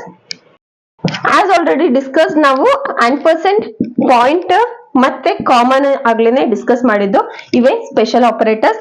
ಇದು ಮೆಮೊರಿ ಲೊಕೇಶನ್ ನ ಅಡ್ರೆಸ್ ಮಾಡ್ತಾ ಇರುತ್ತೆ, ಇದು ಪಾಯಿಂಟಿಂಗ್ ಮಾಡ್ತಾ ಇರುತ್ತೆ, ಅಂಡ್ ಕಾಮಾ ಬಂದು ಡಿಫ್ರೆನ್ಶಿಯೇಟ್ ಮಾಡ್ತಾ ಇರುತ್ತೆ. Recall it. ಸೊ ಏನ್ ಕಲ್ತ್ರಿ ಅದನ್ನೇ ಆಗಾಗ ರಿಕಾಲ್ ಮಾಡ್ತಾ ಇರ್ಬೇಕು. ಸೊ ಇದು ಡಿಫ್ರೆನ್ಶಿಯೇಟ್, ವೇರಿಯೇಬಲ್ಸ್ ನ ಬಿಡಿ ಬಿಡಿ ಮಾಡೋದಕ್ಕೋಸ್ಕರ ಕಾಮಾ ಯೂಸ್ ಆಗ್ತಾ ಇರುತ್ತೆ. ಪಾಯಿಂಟ್ ಔಟ್ ಮಾಡೋದಕ್ಕೆ ಇಂಥ ವೇರಿಯೇಬಲ್ ಲೊಕೇಶನ್ ಅಲ್ಲೇ ಇಂಥ ವೇರಿಯೇಬಲ್ ನ ಹಾಕ್ಬೇಕು. ಪಾಯಿಂಟರ್ ಹೇಗೆ ವರ್ಕ್ ಆಗುತ್ತೆ ಅಂತ ಹೇಳ್ತೀನಿ, ತುಂಬಾ ಇಂಟ್ರೆಸ್ಟಿಂಗ್ ಆಗಿದೆ, ಕೇಳಿಸ್ಕೊಳ್ಳಿ. ಸೊ ಇಲ್ಲೊಂದು ಮೆಮೊರಿ ಲೊಕೇಶನ್ ಇತ್ತು ಅಂತ ಅನ್ಕೊಳ್ಳೋಣ. ಸೊ ಒಂದು ಮೆಮೊರಿ ಲೊಕೇಶನ್ ಇತ್ತು, ಇದರಲ್ಲಿ ಒಂದಷ್ಟು ವ್ಯಾಲ್ಯೂಗಳನ್ನ ಹಾಕಿದ್ದು. A is equal to 5, b is equal to 1, c is equal to 2, d is equal to 0 ಅಂತ. ಸಪೋಸ್ ನಮ್ಗೆ ಯಾವ ಒಂದು ಬ್ಲಾಕ್ 5 ವ್ಯಾಲ್ಯೂನ ಇನ್ಕ್ಲೂಡ್ ಮಾಡಿದೆ ಅಂತ ತಿಳ್ಕೋಬೇಕು ಅಂತ ಅಂದಾಗ ನಾವು ಪಾಯಿಂಟರ್ ನ ಬಿಟ್ಟು ಅಂತಂದ್ರೆ ಅದು ಸೀದಾ ಬಂದು a is equal to 5 block ನ ಅಡ್ರೆಸ್ ಮಾಡ್ತಾ ಇರುತ್ತೆ. So that is pointer. Pointer ನ ಅರ್ಥ ಮಾಡ್ಕೋಬೇಕು ಅಂದ್ರೆ ನೀವು ಮೆಮೊರಿ ಬಗ್ಗೆ ನೀಟಾಗಿ ಅರ್ಥ ಮಾಡ್ಕೊಂಡಿರ್ಬೇಕು. Let us understand about that, ಅದು ತುಂಬಾ important. So before going to the structure of a program continue ಮಾಡೋದಕ್ಕಿಂತ ಮುಂಚೆ ಮೆಮೊರಿ ಬಗ್ಗೆ ತಿಳ್ಕೊಬಿಡೋಣ. ನಾವು ಆಗ ಡೇಟಾ ಟೈಪ್ಸ್ ಬಗ್ಗೆ ಎಲ್ಲ ತಿಳ್ಕೊಂಡಲ್ಲ, int, float, double, last class ನಲ್ಲಿ ನಾವು ಇದ್ರ ಬಗ್ಗೆ ಎಲ್ಲ ಡಿಸ್ಕಸ್ ಮಾಡಿದ್ದು. ಲಾಂಗ್, ಈ ರೀತಿ ಒಂದಷ್ಟು, ಅಂಡ್ ಆಲ್ಸೋ ಕ್ಯಾರ್, ಈ ರೀತಿ ಒಂದಷ್ಟು ಡೇಟಾ ಟೈಪ್ಸ್ ಬಗ್ಗೆ ನಾವು ಡಿಸ್ಕಸ್ ಮಾಡಿದ್ದು. ಕ್ಯಾರ್ ಅಂತ ಅಂದಾಗ ಒಂದೇ ಲೆಟರ್ ನ ಆಕ್ಯುಪೈ ಮಾಡ್ತಾ ಇರುತ್ತೆ ಅಂತ ಹೇಳಿದ್ದೆ. ಸೊ ಕ್ಯಾರ್ ಗೆ ನಾವು 1 ಬಿಟ್ ಅಂತ ಲೊಕೇಶನ್ ನ ಅಸೈನ್ ಮಾಡ್ತೀವಿ. ಅದಕ್ಕೆ ಇಷ್ಟೇ ಸ್ಪೇಸ್ ನ ಕವರೇಜ್ ಮಾಡಕ್ಕಾಗೋದು ಅಂತ, ಒಂದೇ ಬಿಟ್ ಅದಕ್ಕೆ ಕವರೇಜ್ ಮಾಡಕ್ಕಾಗೋದು. ಅಂಡ್ ಇಂಟ್ ಗೆ 4 ಬೈಟ್ಸ್ ಅಂತ ನಾವು ರೆಕ್ಟಿಫೈ ಮಾಡ್ತೀವಿ. ಫ್ಲೋಟ್ ಕೂಡ 4 ಬೈಟ್ಸ್, ಬೈಟ್ಸ್ ಬಿಟ್ಸ್ ಡಿಫ್ರೆನ್ಶಿಯೇಟ್ ಗೊತ್ತಾಗ್ಲಿ. ಡಬಲ್ ಗೆ ನಾವು 8 ಬೈಟ್ಸ್ ಅಂತ ಹೇಳ್ತೀವಿ, ಅಂಡ್ ಲಾಂಗ್ ಗೆ 16 ಬೈಟ್ಸ್ ಅಂತ ಹೇಳ್ತೀವಿ. ಸೊ ಈ ಬೈಟ್ಸ್ ಬಿಟ್ಸ್ ಬಗ್ಗೆ ನಿಮಗೆ ಕ್ಲಾರಿಟಿ ಇರಲಿ. ಇದೊಂದು ಮೆಮೊರಿ ಲೊಕೇಶನ್, ಇಲ್ಲೊಂದಷ್ಟು ಬ್ಲಾಕ್ಸ್ ಇದೆ ಅಂತ ಅನ್ಕೊಳ್ಳೋಣ. ಒಂದೊಂದು ಬ್ಲಾಕ್ ಸಮೇತ ಒಂದೊಂದೇ ಬಿಟ್ ಅಷ್ಟು ಸ್ಪೇಸ್ ಇರೋದು. ಏನು ಈ ಬಿಟ್ ಅಂತಂದ್ರೆ ಅಂತ ತಿಳ್ಕೊಳ್ಳೋಣ. ಒಂದೇ ಬ್ಲಾಕ್ ನ ಆಕ್ಯುಪೈ ಮಾಡಕ್ಕಾಗೋದು ಒಂದು ಬಿಟ್, ಆಯ್ತಾ. 1 ಬಿಟ್ ಕ್ಯಾನ್ ಆಕ್ಯುಪೈ ಓನ್ಲಿ 1 ಬ್ಲಾಕ್, ಇದ್ರಲ್ಲಿ ಯಾವ್ದಾದ್ರು ಒಂದು ಬ್ಲಾಕ್ ನ ಆಕ್ಯುಪೈ ಮಾಡ್ಬೋದು. ಅದೇ 1 ಬೈಟ್ ಅಂತಂದ್ರೆ ಈ ರೀತಿದು 8 ಬಿಟ್ 1 2 3 4 5 6 7 8 ಸೊ 6 7 8 ಈ ರೀತಿ 8 ಬ್ಲಾಕ್ಸ್ ಆಕ್ಯುಪೈ ಮಾಡ್ತು ಅಂತಂದ್ರೆ ಅದನ್ನ ನಾವು ಒಂದು ಬೈಟ್ ಅಂತ ಕರಿತೀವಿ. ಸೊ ಆಲ್ ಪುಟ್ ಟುಗೆದರ್ ನಾವ್ ಇದನ್ನ ಒಂದು ಬೈಟ್ BYTES 1 ಬೈಟ್ ಅಂತ ಅಂದ್ಬಿಟ್ಟು ಕರಿತೀವಿ. ಕ್ಲಿಯರ್? ಸೊ ಒಂದೇ ಬ್ಲಾಕ್ ಆಕ್ಯುಪೈ ಮಾಡಿದ್ರೆ 1 ಬಿಟ್, 8 ಬ್ಲಾಕ್ ಆಕ್ಯುಪೈ ಮಾಡಿದ್ರೆ 1 ಬೈಟ್. ಕ್ಲಿಯರ್? ಅದೇ ಈ ರೀತಿ 1024 ಬೈಟ್ಸ್ ನ ಆಕ್ಯುಪೈ ಮಾಡ್ತು ಅಂತಂದ್ರೆ ಅದು 1 ಕಿಲೋಬೈಟ್ ಅಥವಾ KB. ನಾವು ಇಂಟರ್ನೆಟ್ ಆಕ್ಸೆಸ್ ಮಾಡೋರು ನಮ್ಗೆ ಇಷ್ಟೇ 1 GB 1.5 GB 2 GB ಇಂಟರ್ನೆಟ್ ಬೇಕು ಅಂತ ಗೊತ್ತು, ಬಟ್ ಅದಕ್ಕೆ ಎಷ್ಟು ಬಿಟ್ಸ್ ಇರುತ್ತೆ ಬೈಟ್ಸ್ ಇರುತ್ತೆ ಅಂತ ನಾವು ಯಾವತ್ತಾರು ಥಿಂಕ್ ಮಾಡಿರ್ತೀವ.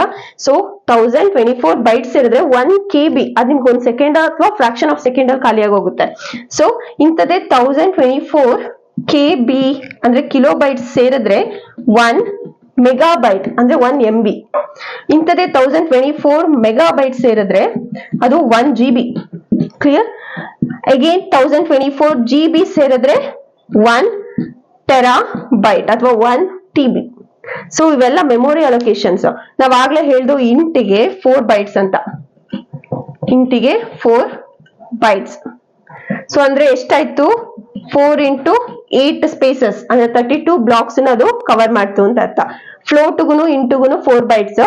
ಡಬಲ್ ಬಂದಾಗ ಫ್ಲೋಟ್ ವ್ಯಾಲ್ಯೂ ಏನಿರುತ್ತೆ ಅಂದ್ರೆ 4 into 2 ಆಗುತ್ತೆ 8 again into 8 blocks. So float ಇದ್ದಿದ್ದು 1 to ಡಬಲ್ ಆದ್ರೆ ಡಬಲ್.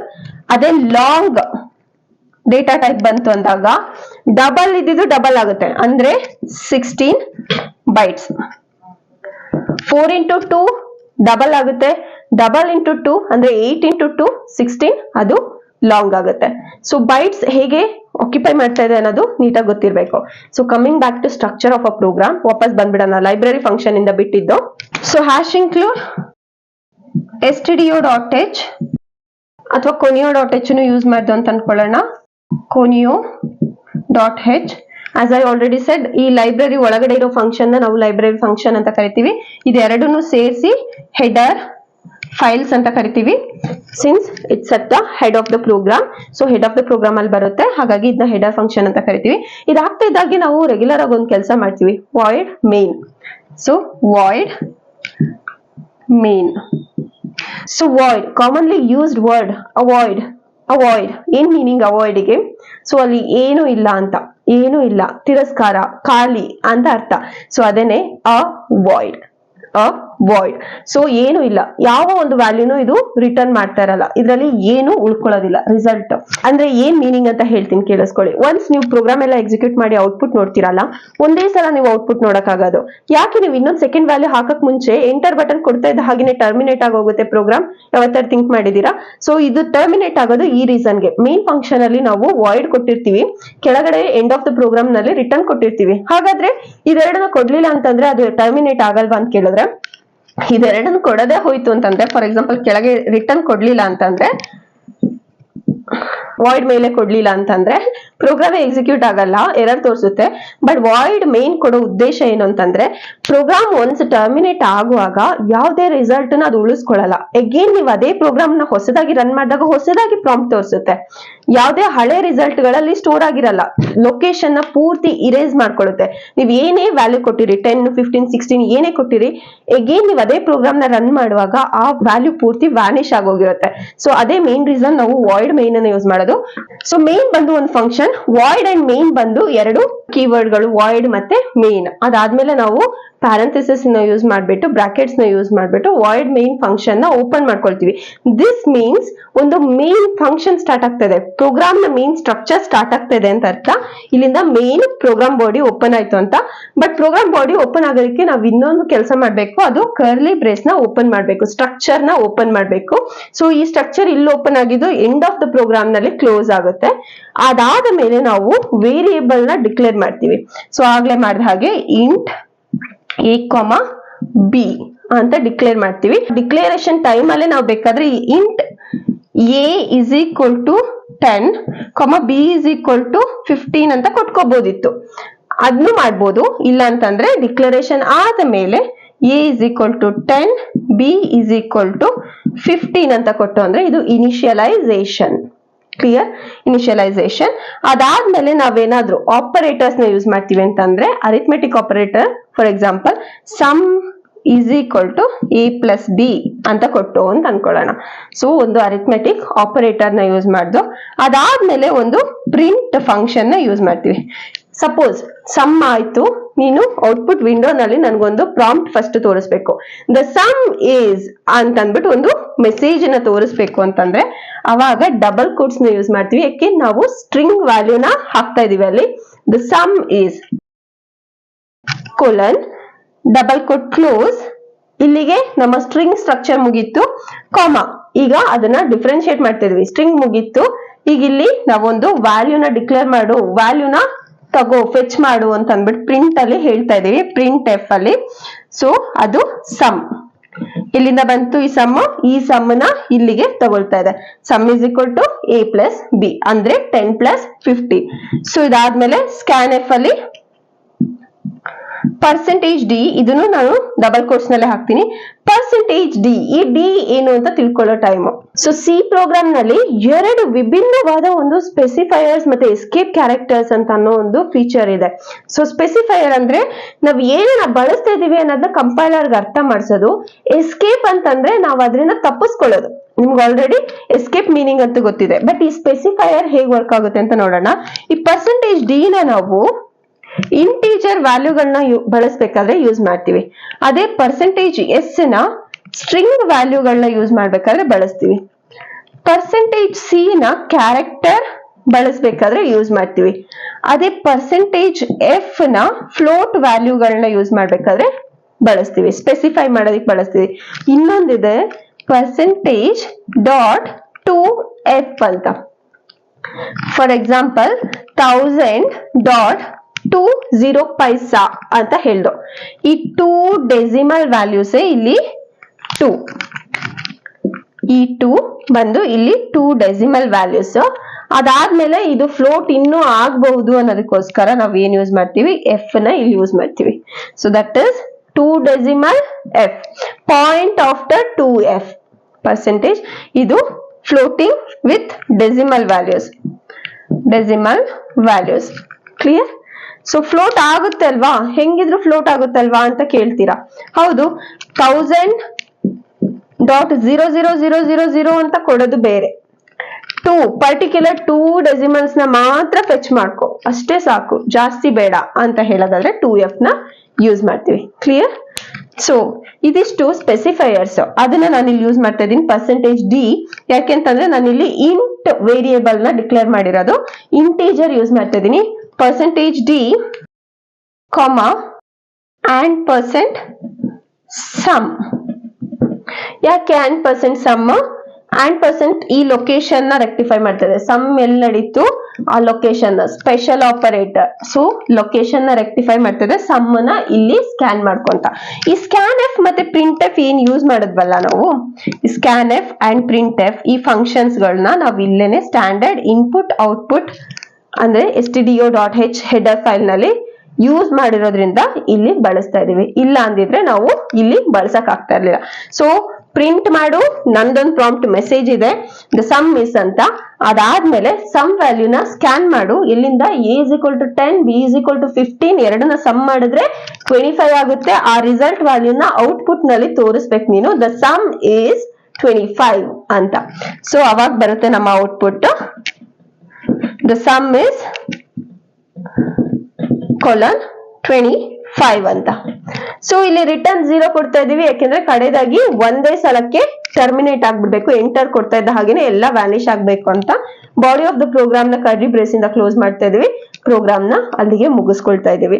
ಸೊ ಇದೇ structure of a C program. So structure of a program ಬಗ್ಗೆ ಡೀಟೇಲ್ಡ್ ಆಗಿ ತಿಳ್ಕೊಂಡು ಇನ್ನು ಉಳಿದ 3 ಟಾಪಿಕ್ ಬಗ್ಗೆ ನೀಟಾಗಿ ಅರ್ಥ ಮಾಡ್ಕೊಬಿಡೋಣ. ಸಣ್ಣ ಸಣ್ಣ ಟಾಪಿಕ್ಸ್ ಬಟ್ ತುಂಬಾ ಇಂಪಾರ್ಟೆಂಟ್ ಟಾಪಿಕ್ಸ್ ಒಂದು ಪ್ರೋಗ್ರಾಮ್ ಅಲ್ಲಿ. ಸೊ ಫಸ್ಟ್ ಒನ್ ಬಂದು conditional operator. So as name define, ಒಂದು ಕಂಡೀಷನ್ ಅಂತೂ ಇದ್ದೇ ಇರುತ್ತೆ, ಹಾಗೆ ಆಪರೇಟರ್ಸ್ ಕೂಡ ಇದ್ದೇ ಇರುತ್ತೆ. ಈ ಆಪರೇಟರ್ ಒಳಗಡೆ ಒಂದು ಕಂಡೀಷನ್ ಸೆಟ್ ಮಾಡಿ ನಾವು ಒಂದಷ್ಟು ಆಪರೇಷನ್ಸ್ ನ ನಡೆಸ್ತಾ ಇರ್ತೀವಿ, ಅದನ್ನೇ ನಾವು ಕಂಡೀಷನಲ್ ಆಪರೇಟರ್ ಅಂತ ಕರಿತೀವಿ. ಇದಕ್ಕೆ ನಾವು ಮೋಸ್ಟ್ ಕಾಮನ್ ಎಕ್ಸಾಂಪಲ್ ಒಂದನ್ನು ನೋಡಬಹುದು. ನಾವು ಕಾಮನ್ಲಿ ಪ್ರೋಗ್ರಾಮಿಂಗ್ ಲ್ಯಾಂಗ್ವೇಜ್ ಅಲ್ಲಿ greater than, lesser then symbol ಗಳನ್ನ ಯೂಸ್ ಮಾಡಿ ಕಂಡೀಷನ್ಸ್ ಹಾಕೋದನ್ನ ನೋಡಿರ್ತೀವಿ. ಸುಮ್ನೆ ಹಾಗೆ ನೋಡೋದಾದ್ರೆ ಎ ಗ್ರೇಟರ್ ದೆನ್ ಬಿ ಅಂತ ಅಂದ್ಬಿಟ್ಟು ಒಂದು ಕಂಡೀಷನ್ ನಡೀತಾ ಇದೆ ಅಂತ ಅನ್ಕೊಳ್ಳೋಣ. ಇದನ್ನ ಕಂಡೀಷನಲ್ ಆಪರೇಟರ್ ಅಲ್ಲಿ ನಾವು ಹೇಗೆ ಸಾಲ್ವ್ ಮಾಡ್ತೀವಿ ಅಂತಂದ್ರೆ, ಸಪೋಸ್ ಎ ವ್ಯಾಲ್ಯೂ 10 ಇದೆ, ಬಿ ವ್ಯಾಲ್ಯೂ 5 ಇದೆ ಅಂತ ಅನ್ಕೊಳ್ಳೋಣ. ಸೊ ಹೀಗೆ ಮ್ಯಾನ್ಯುವಲ್ ಆಗಿ ನೋಡುವಾಗ್ಲೇನೆ ನಮ್ಗಿದು ಹೆಚ್ಚು ಕಮ್ಮಿ ಅನ್ನೋದು ಗೊತ್ತಾಗುತ್ತೆ. ಬಟ್ ಪ್ರೋಗ್ರಾಮಿಂಗ್ ಗೆ ಅದು ಗೊತ್ತಾಗಲ್ಲ. ಕಂಪೈಲ್ ಮಾಡುವಾಗ ಕಂಪೈಲರ್ ಗೆ ಅರ್ಥ ಆಗೋದಿಲ್ಲ ಹೆಚ್ಚು ಯಾವುದು ಕಮ್ಮಿ ಯಾವುದು ಅಂತ. ಸೊ ನಾವು ಒಂದಷ್ಟು ಆಪರೇಷನ್ಸ್ ಗಳನ್ನ ಅಲ್ಲಿಗೆ ಇಂಪ್ಲಿಮೆಂಟ್ ಮಾಡಿದ್ರೆ ಮಾತ್ರ ಅದಕ್ಕೆ ಯಾವ್ದು ಹೆಚ್ಚು ಯಾವ್ದು ಕಮ್ಮಿ ಅನ್ನೋದು ಗೊತ್ತಾಗುತ್ತೆ. ಸೊ ಅಂತ ಟೈಮ್ ಅಲ್ಲೇನೆ ಬರೋದು ಕಂಡೀಷನಲ್ ಆಪರೇಟರ್. ಇದನ್ನ ನಾವು ಡಿನೋಟ್ ಮಾಡೋದು ಕ್ವೆಶ್ಚನ್ ಮಾರ್ಕ್ ಮತ್ತೆ ಕೊಲೋನ್ ಇಂದ. ಸೊ ಇದ್ರ ಪ್ರಕಾರ ಒಂದು ಸಿಂಟ್ಯಾಕ್ಸ್ ಹೇಗಿರುತ್ತೆ ಅಂತಂದ್ರೆ, ಫಸ್ಟ್ ಒಂದು ಕಂಡೀಷನಲ್ ಎಕ್ಸ್ಪ್ರೆಷನ್ ಬರುತ್ತೆ, ಅದಾದ ಮೇಲೆ ಒಂದು ಕ್ವೆಶ್ಚನ್ ಮಾರ್ಕ್. ಆ ಕ್ವೆಶ್ಚನ್ ಮಾರ್ಕ್ ಆಗ್ತಾ ಇದ್ದ ಹಾಗೇನೆ ಎಕ್ಸ್ಪ್ರೆಷನ್ 1 ಮತ್ತೆ ಎಕ್ಸ್ಪ್ರೆಷನ್ 2 ನಡುವೆ ಕೋಲೋನ್ ಯೂಸ್ ಆಗಿರುತ್ತೆ. ಕಾಣಿಸ್ತಾ ಇದೆ ಅಂತ ಅನ್ಕೊಳ್ತೀನಿ. ಸೊ ಫಸ್ಟ್ ಗೆ ಒಂದು ಕಂಡೀಷನ್ ಎಕ್ಸ್ಪ್ರೆಷನ್ ನಡೆಯುತ್ತೆ. ಆ ಎಕ್ಸ್ಪ್ರೆಷನ್ ಹೌದೋ ಅಲ್ವೋ ಅಂತ ಚೆಕ್ ಮಾಡೋದಕ್ಕೆ ಒಂದು ಆಪರೆಂಡ್ ಒಂದು ಎಕ್ಸ್ಪ್ರೆಷನ್, ಇನ್ನೊಂದು ಆಪರೆಂಡ್ ಇನ್ನೊಂದು ಎಕ್ಸ್ಪ್ರೆಷನ್ ನ ನೋಡ್ತೀವಿ. ಇದನ್ನ ಇಲ್ಲಿಗೆ ಕನ್ಸಿಡರ್ ಮಾಡೋದಾದ್ರೆ, ಕಂಡೀಷನ್ ಎಕ್ಸ್ಪ್ರೆಷನ್ ಬಂದು A greater than B question mark. ಹೌದಾ, ಎ ಗ್ರೇಟರ್ ದೆನ್ ಬಿ ನೇನಾ? ಹಾಗಾದ್ರೆ ಎ ಎಷ್ಟು ಬಿ ಎಷ್ಟು ಅನ್ನೋದೇ ಈ ಒಂದು ಕಂಡೀಷನಲ್ ಆಪರೇಟರ್ ನ ಒಂದು ಸಿಂಟ್ಯಾಕ್ಸ್ ನ ಎಲಾಬ್ರೇಷನ್. ಸೊ ಇಲ್ಲಿ ಎ ಗ್ರೇಟರ್ ದೆನ್ ಬಿ ಆಗೋದಾದ್ರೆ ಎ ಎಷ್ಟು ಬಿ ಎಷ್ಟು, ಎ 10 ಮತ್ತೆ b 5. So obviously 10 greater than ಅನ್ನೋದನ್ನ ಪ್ರೋಗ್ರಾಮ್ ಹೇಳ್ತಾ ಇರುತ್ತೆ. So conditional operator, it's simple topic. ಇನ್ನು ನೆಕ್ಸ್ಟ್ ಟಾಪಿಕ್ ಹೋಗೋಣ, ಆಪರೇಟರ್ ಪ್ರೆಸಿಡೆನ್ಸ್. ಪ್ರೆಸಿಡೆನ್ಸ್ ಅಂತ ಇದ್ದ ಹಾಗೇನೆ ನಿಮ್ ತಲೆಗೊಂದು ಹೊಳಿಬೇಕು, priority.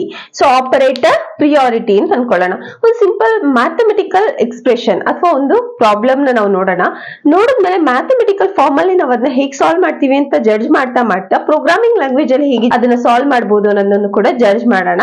So for example 5 greater than 3 plus 6 into 7 divided by 2. ಇದನ್ನ ಹೇಗೆ ಸಾಲ್ವ್ ಮಾಡ್ತೀರಾ ಅನ್ನೋದನ್ನ ಫಸ್ಟ್ ತಿಳ್ಕೊಳ್ಳೋಣ. ಸೊ ಇದಕ್ಕೆ ನಾವು ಕಾಮನ್ಲಿ ಬಾರ್ಡ್ಮಾಸ್ ರೂಲ್ ಅನ್ನ ತಾನೇ ಅಪ್ಲೈ ಮಾಡ್ತೀವಿ. ಸೊ ಬಾರ್ಡ್ಮಾಸ್ ಮರ್ತೋಗಿದ್ಯಾ ಅಥವಾ ನೆನಪಿದ್ಯಾ ಗೊತ್ತಿಲ್ಲ, ನಾನೇ ಎಕ್ಸ್ಪ್ಲೇನ್ ಮಾಡ್ಬಿಡ್ತೀನಿ. ಬಾರ್ಡ್ಮಾಸ್ ರೂಲ್ ಪ್ರಕಾರ ಫಸ್ಟ್ ಬ್ರಾಕೆಟ್ಸ್ ನ ರಿಮೂವ್ ಮಾಡ್ತೀವಿ. ಅದಾದ್ಮೇಲೆ ಆರ್ಡರ್ ನ ನಾವು ಸೆಟ್ ಮಾಡ್ತೀವಿ. ಸಪೋಸ್ ಸ್ಕ್ವೇರ್ ರೂಟ್ ಅಥವಾ ಸ್ಕ್ವಯರ್ಸ್ ಇಂಥದ್ದೇನಾದ್ರೂ ಇತ್ತು, ಪವರ್ ವ್ಯಾಲ್ಯೂಗಳಿತ್ತು ಅಂತಂದ್ರೆ ಅದನ್ನ ನೆಕ್ಸ್ಟ್ ಸಾಲ್ವ್ ಮಾಡೋದಕ್ಕೆ ಟ್ರೈ ಮಾಡ್ತೀವಿ. ಕ್ಲಿಯರ್? ಅದಾದ ನಂತರ ನಾವು ಡಿವಿಷನ್ ನಡೀತಾ ಇದೆ ಅಂತಂದ್ರೆ ಡಿವಿಷನ್ ವ್ಯಾಲ್ಯೂನ ಫಸ್ಟ್ ಸಾಲ್ವ್ ಮಾಡ್ಕೊಳ್ತೀವಿ. 7 ಡಿವೈಡೆಡ್ ಬೈ 2 ನ ಮಾಡ್ಕೊಳ್ತೀವಿ. ಅದಾದ್ಮೇಲೆ ಮಲ್ಟಿಪ್ಲಿಕೇಶನ್, ಈ ವ್ಯಾಲ್ಯೂನು ಮಲ್ಟಿಪ್ಲೈ ಮಾಡ್ತೀವಿ. ಮಲ್ಟಿಪ್ಲಿಕೇಶನ್ ಆದ್ಮೇಲೆ ಅಡಿಷನ್ ಆದ್ಮೇಲೆ ಸಬ್ಟ್ರಾಕ್ಷನ್. ಕ್ಲಿಯರ್? ಸೊ ಈ ರೀತಿ ನಾವು ಒಂದೊಂದೇ ಬಾರ್ಡ್ಮಾಸ್ ರೂಲ್ ಪ್ರಕಾರ ಮ್ಯಾಥಮೆಟಿಕಲ್ ಪ್ರಾಬ್ಲಮ್ ನ ಸಾಲ್ವ್ ಮಾಡ್ಕೊಂಡು ಬರ್ತೀವಿ. ಇದೇ ರೀತಿ ಒಂದು ರೂಲ್ ಇದೆ ಪ್ರೋಗ್ರಾಮಿಂಗ್ ಲ್ಯಾಂಗ್ವೇಜ್ಗೂ ಕೂಡ. ಅದನ್ನ ನಾವು ಆಪರೇಟರ್ ಪ್ರೆಸಿಡೆನ್ಸ್ ಅಥವಾ ಪ್ರಿಯಾರಿಟಿ ಆಫ್ ಆಪರೇಟರ್ ಯಾವ್ದು ಸಾಲ್ವ್ ಆಗ್ಬೇಕು, ಯಾವ್ದು ಇವ್ಯಾಲ್ಯುಯೇಟ್ ಆಗ್ಬೇಕು ಅನ್ನೋದ್ರ ಬಗ್ಗೆ ಜಡ್ಜ್ ಮಾಡ್ತಾ ಕಲಿತಾ ಹೋಗ್ತೀವಿ. ಸೊ ಬರೋಣ ಟಾಪಿಕ್ ಕಡೆಗೆ. So operator precedence is nothing but solving or evaluating higher priority values.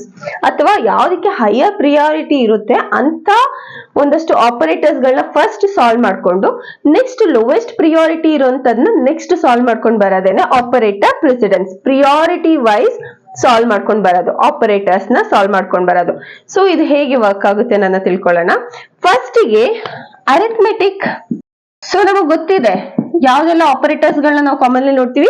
Arithmetic, relational, assignment operators, logical operators, ಈ ರೀತಿ ಸ್ಪೆಷಲ್ ಆಪರೇಟರ್ಸ್, ಈ ರೀತಿ ಸಾಕಷ್ಟು ಆಪರೇಟರ್ಸ್ ಇದೆ. ಬಟ್ ನಾವಿಲ್ಲಿ ಕಾಮನ್ ಆಗಿ ಯೂಸ್ ಮಾಡೋದು ಅರಿಥಮೆಟಿಕ್, ಲಾಜಿಕಲ್, ರಿಲೇಷನಲ್. ಈ ರೀತಿ 3 ಆಪರೇಟರ್ಸ್ ಗಳನ್ನ ಯೂಸ್ ಮಾಡ್ತಾ ಇರ್ತೀವಿ. ಅರಿಥಮೆಟಿಕ್ ಆಪರೇಟರ್ಸ್ ಗೆ ಹೈಯೆಸ್ಟ್ ಪ್ರಿಯಾರಿಟಿ ಇರುತ್ತೆ. ಯಾವ್ದಕ್ಕಿಂತ ಅಂತಂದ್ರೆ ರಿಲೇಷನಲ್ ಆಪರೇಟರ್ ಗಿಂತ. ಸೊ ರಿಲೇಷನಲ್ ಆಪರೇಟರ್ಸ್ ಯಾವ್ದೆಲ್ಲ? Equal, not equal, greater than or equal, lesser than or equal, ಈ ರೀತಿದು ರಿಲೇಶನಲ್. ಅರಿಥ್ಮೆಟಿಕ್ ಅಂತಂದ್ರೆ addition, subtraction, multiplication, division, modulus, ಇವೆಲ್ಲ ಅರಿಥ್ಮೆಟಿಕ್ ಆಪರೇಟರ್ಸ್. ಸೊ ಈ ಅರಿಥ್ಮೆಟಿಕ್ ಆಪರೇಟರ್ಸ್ ಗೆ ಫಸ್ಟ್ ಪ್ರಿಯಾರಿಟಿ, ಅದಾದ್ಮೇಲೆ ಈ ಆಪರೇಟರ್ಸ್ ಗೆ ಸೆಕೆಂಡ್ ಪ್ರಿಯಾರಿಟಿ. ಸೊ ನಾವ್ ಆಗ್ಲೇ ಒಂದು ಎಕ್ಸಾಂಪಲ್ ನೋಡ್ದೋ, a greater than b plus c and percent d. ಇದು ಒಂದು ಎಕ್ಸಾಂಪಲ್ ತಗೊಳ್ಳೋಣ. ಇದು ಆಂಡ್ ಆಪರೇಟರ್. ಓಕೆನಾ?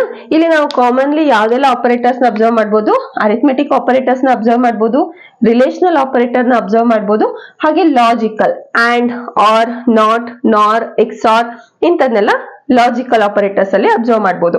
ಸೊ ಇವಾಗ ಇಲ್ಲಿ ಏನಿದೆ ಈಕ್ವೇಶನ್, ಇದನ್ನ ಇವ್ಯಾಲ್ಯೂಯೇಷನ್ ಮಾಡುವಾಗ ಫಸ್ಟ್ ಪ್ರಿಫರೆನ್ಸ್ ಯಾವ್ದಕ್ಕೆ? ಅರಿಥ್ಮೆಟಿಕ್ ಆಪರೇಟರ್ ಗೆ ಯಾವ್ದಕ್ಕಿಂತ? ರಿಲೇಶನಲ್ ಆಪರೇಟರ್ ಗಿಂತ. ಕ್ಲಿಯರ್?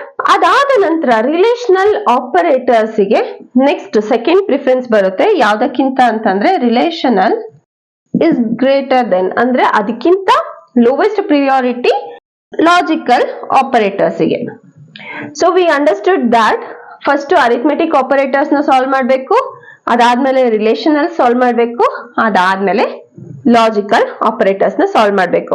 ಇದೇ ಆಪರೇಟರ್ ಪ್ರೆಸಿಡೆನ್ಸ್. ಯಾವ್ದನ್ನ ಫಸ್ಟ್ ಸಾಲ್ವ್ ಮಾಡ್ಬೇಕು, ಯಾವ್ದನ್ನ ನಂತರದಲ್ಲಿ ಸಾಲ್ವ್ ಮಾಡ್ಬೇಕು ಅಂತ ತಿಳ್ಕೊಳ್ಳೋದೆ ಆಪರೇಟರ್ ಪ್ರೆಸಿಡೆನ್ಸಸ್. ಸೊ ಇದ್ರಲ್ಲಿ ಫರ್ದರ್ ಡಿವೈಡ್ ಆಗುತ್ತೆ. ಅರಿಥ್ಮೆಟಿಕ್ ಆಪರೇಷನ್ ಅಲ್ಲೇ ನೋಡೋದಾದ್ರೆ ಫಸ್ಟ್ ಪ್ರಿಫರೆನ್ಸ್ ಬಂದು ಡಿವಿಷನಿಂಗ್ ನಡೆಯುತ್ತೆ, ಅದಾದ್ಮೇಲೆ ಮಲ್ಟಿಪ್ಲಿಕೇಶನ್, ಅದಾದ್ಮೇಲೆ ಅಡಿಷನ್, ಅದಾದ್ಮೇಲೆ ಸಬ್ಟ್ರಾಕ್ಷನ್, ಈ ರೀತಿ ಹೋಗುತ್ತೆ.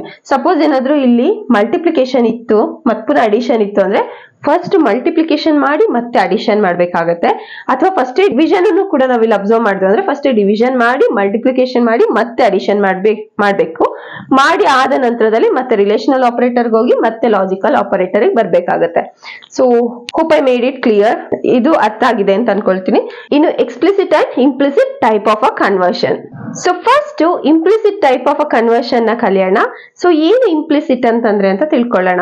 ಫಾರ್ ಎಕ್ಸಾಂಪಲ್, ನಾವು ವೇರಿಯೇಬಲ್ ಡಿಕ್ಲರೇಷನ್ ಮಾಡುವಾಗ int a is equal to 5, ಅದಾದ್ಮೇಲೆ float b is equal to 6.5 ಅಂತ ಕೊಟ್ಟಿದ್ದು ಅಂತ ಅನ್ಕೊಳ್ಳೋಣ. ಈ ರೀತಿ ಚಾನ್ಸಸ್ ಕೂಡ ಇರುತ್ತೆ. ಬರೀ ಇಂಟ್ನೇ ಕೊಡ್ಬೇಕು ಅಂತಿಲ್ಲ, ಮಿಕ್ಸ್ ಆಗಿ ಬರುತ್ತೆ. ಡೇಟಾ ಟೈಪ್ಸ್ ಗಳು ಮಿಕ್ಸ್ ಆಗಿ ಬಂದಾಗ ಮಾತ್ರ ನಮ್ಗೆ ಇಂಪ್ಲಿಸಿಟ್ ಮತ್ತೆ ಎಕ್ಸ್ಪ್ಲಿಸಿಟ್ ಟೈಪ್ ಆಫ್ ಕನ್ವರ್ಷನ್ಸ್ ಅಗತ್ಯ ಬೀಳೋದು. ಸೊ ಈ ರೀತಿ ಮಿಕ್ಸ್ ಆಗಿ ಬಂದಾಗ ಈಗ a ಪ್ಲಸ್ b ನ ವ್ಯಾಲ್ಯೂ 5 ಪ್ಲಸ್ 6.5 ನ ವ್ಯಾಲ್ಯೂ ಬಂದು 11.5 ಆಗುತ್ತೆ ಅಲ್ವಾ? ಸೊ ಅಗೇನ್ ನಮ್ಗೆ ಫ್ಲೋಟಿಂಗ್ ಪಾಯಿಂಟ್ ವ್ಯಾಲ್ಯೂನ ಸಿಗ್ತದೆ. ರಿಸಲ್ಟ್ ಬಂದು a ಪ್ಲಸ್ b ವ್ಯಾಲ್ಯೂ ಬರ್ಬೇಕು ರಿಸಲ್ಟ್ ಗೆ. ಅವಾಗ 11.5 ಬರ್ಬೇಕು ಅಂತ ನಾವ್ ಅನ್ಕೊಂಡು ಅಂತಂದ್ರೆ ಆ ವ್ಯಾಲ್ಯೂ ಬರೆಸ್ಬೇಕು ಅಂತಂದ್ರೆ ನಾವ್ ಈ ರಿಸಲ್ಟ್ ಕೊಡಕ್ ಮುಂಚೆನೆ ಅದ್ರ ಡೇಟಾ ಟೈಪ್ ನ ಫ್ಲೋಟ್ ಅಂತ ಡಿಕ್ಲೇರ್ ಮಾಡ್ಬಿಡ್ಬೇಕು. ಆಲ್ಸ್ ಅದು ಆಟೋಮೆಟಿಕ್ಲಿ ಇಂಟ್ ಅಂತ ಅಂದ್ಬಿಟ್ಟು ಕನ್ಸಿಡರ್ ಮಾಡುತ್ತೆ. ಸೊ ನಾವು ಫ್ಲೋಟ್ ರಿಸಲ್ಟ್ ಅಂತ ಕೊಟ್ಟು ಅಂತಂದ್ರೆ a ಪ್ಲಸ್ b ವ್ಯಾಲ್ಯೂ 11.5 ಅನ್ನೋದನ್ನ ಅದು ತೋರಿಸುತ್ತೆ. ಈಗ ನಾವ್ ಏನ್ ಮಾಡಿದ ಹಾಗಾಯ್ತು, ಜಸ್ಟ್ ಡೇಟಾ ಟೈಪ್ ನ ನಾವು ಅಸೈನ್ ಮಾಡಿದ ಹಾಗಾಯ್ತು. ಅಸೈನ್ ಮಾಡಿದ್ರದ್ದು ಔಟ್ಪುಟ್ ಬಂದು ನಮ್ಗೆ ಕರೆಕ್ಟ್ ಆಗಿ ಆಟೋಮೆಟಿಕಲಿ 11.5 ಅನ್ನೋದು ಜನರೇಟ್ ಆಯ್ತು. ಇದನ್ನ ನಾವು ಇಂಪ್ಲಿಸಿಟ್ ಅಂತ ಕರಿತೀವಿ. ಆಟೋಮೆಟಿಕಲಿ ಸಿಸ್ಟಮ್ ಅರ್ಥ ಮಾಡ್ಕೊಳ್ತು by reading the data type. ಅದಕ್ಕೆ ಅರ್ಥ ಆಯ್ತು ರಿಸಲ್ಟ್ ಹೀಗೆ ಇರ್ಬೇಕು ಔಟ್ಪುಟ್ ಅನ್ನೋದು. ಅವಾಗ ಅದನ್ನ ನಾವು implicit type of a conversion ಅಂತ ಕರಿತೀವಿ. ಕನ್ವರ್ಷನ್ ನಾವು ಮಾಡ್ತಾ ಇರೋದು ಇಲ್ಲಿ, ಬಟ್ ನಾವು ಜಸ್ಟ್ ಡೇಟಾ ಟೈಪ್ ಅಷ್ಟೇ ಡಿಕ್ಲೇರ್ ಮಾಡಿರ್ತೀವಿ. ಅದೇ ಎಕ್ಸ್ಪ್ಲಿಸಿಟ್ ನಲ್ಲಿ ಏನಾಗುತ್ತೆ ಅಂದ್ರೆ ಜಸ್ಟ್ ಡೇಟಾ ಟೈಪ್ ನ ಡಿಕ್ಲೇರ್ ಮಾಡಿದ್ರೆ ಸಾಕಾಗಲ್ಲ, ವೇರಿಯೇಬಲ್ ಟೈಪ್ ನಾವು ಡಿಕ್ಲೇರ್ ಮಾಡ್ಬೇಕಾಗಿ ಬರುತ್ತೆ. ಸೊ ಇದು ಇಂಪ್ಲಿಸಿಟ್. ಅದೇ ಎಕ್ಸ್ಪ್ಲಿಸಿಟ್ ನಲ್ಲಿ ಏನಾಗುತ್ತೆ, ಈಗೇನ್ ನಾವು ವೇರಿಯೇಬಲ್ ಟೈಪ್ ಸಮೇತ ಡಿಕ್ಲೇರ್ ಮಾಡ್ಬೇಕಾಗುತ್ತೆ. Float result is equal to float, ಇದನ್ನ ಬ್ರಾಕೆಟ್ ಒಳಗೆ ಹಾಕ್ತಿವಿ, a ಪ್ಲಸ್ b ಅಂತ ಕೊಡ್ತೀವಿ. ಸೊ ಏನಾಯ್ತು, ಇಲ್ಲಿ ವೇರಿಯೇಬಲ್ ಏನು ವೇರಿಯೇಬಲ್ ಮೇಲೆ ಆಪರೇಷನ್ ನಡೀತಾ ಇದೆ ಅಲ್ಲೂ ಕೂಡ ನಾವು ಮ್ಯಾನ್ಯುವಲಿ ಡಿಕ್ಲೇರ್ ಮಾಡ್ಬೇಕಾಗಿ ಬರುತ್ತೆ.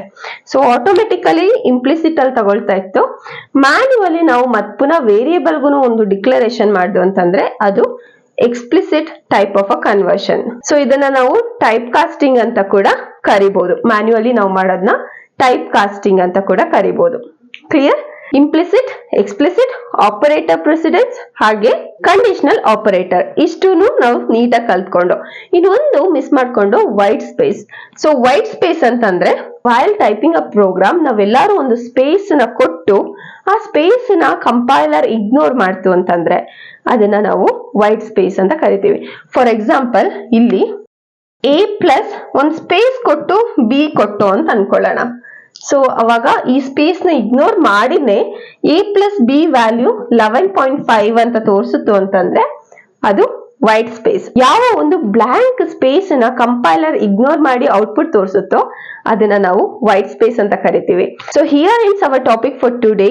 ಸೊ ಇಲ್ಲಿವರೆಗೆ ನಾವಿವತ್ತು ಟೈಪ್ಸ್ ಆಫ್ ಸಿ ಟೋಕನ್ಸ್ ನ ಕಲಿತು ಆಪರೇಟರ್ಸ್ ಬಗ್ಗೆ ತಿಳ್ಕೊಂಡು ಆಪರೇಟರ್ ಪ್ರೆಸಿಡೆನ್ಸ್ ಅಂದ್ರೆ ಏನು, ಕಂಡೀಷನಲ್ ಆಪರೇಟರ್ ಅಂದ್ರೆ ಏನು, explicit implicit type of a conversion ಅಂತಂದ್ರೆ ಏನು, ಹಾಗೆ ಡಿಫ್ರೆಂಟ್ ಟೈಪ್ಸ್ ಆಫ್ ಆಪರೇಟರ್ಸ್ ಬಗ್ಗೆ ಎಲ್ಲ ಡೀಟೇಲ್ಡ್ ಆಗಿ ತಿಳ್ಕೊಂಡು ನೆಕ್ಸ್ಟ್ ಸೆಷನ್ ಅಲ್ಲಿ ನಾವು ಕಂಟ್ರೋಲ್ ಸ್ಟ್ರಕ್ಚರ್ ಜೊತೆಗೆ ಮೀಟ್ ಆಗೋಣ.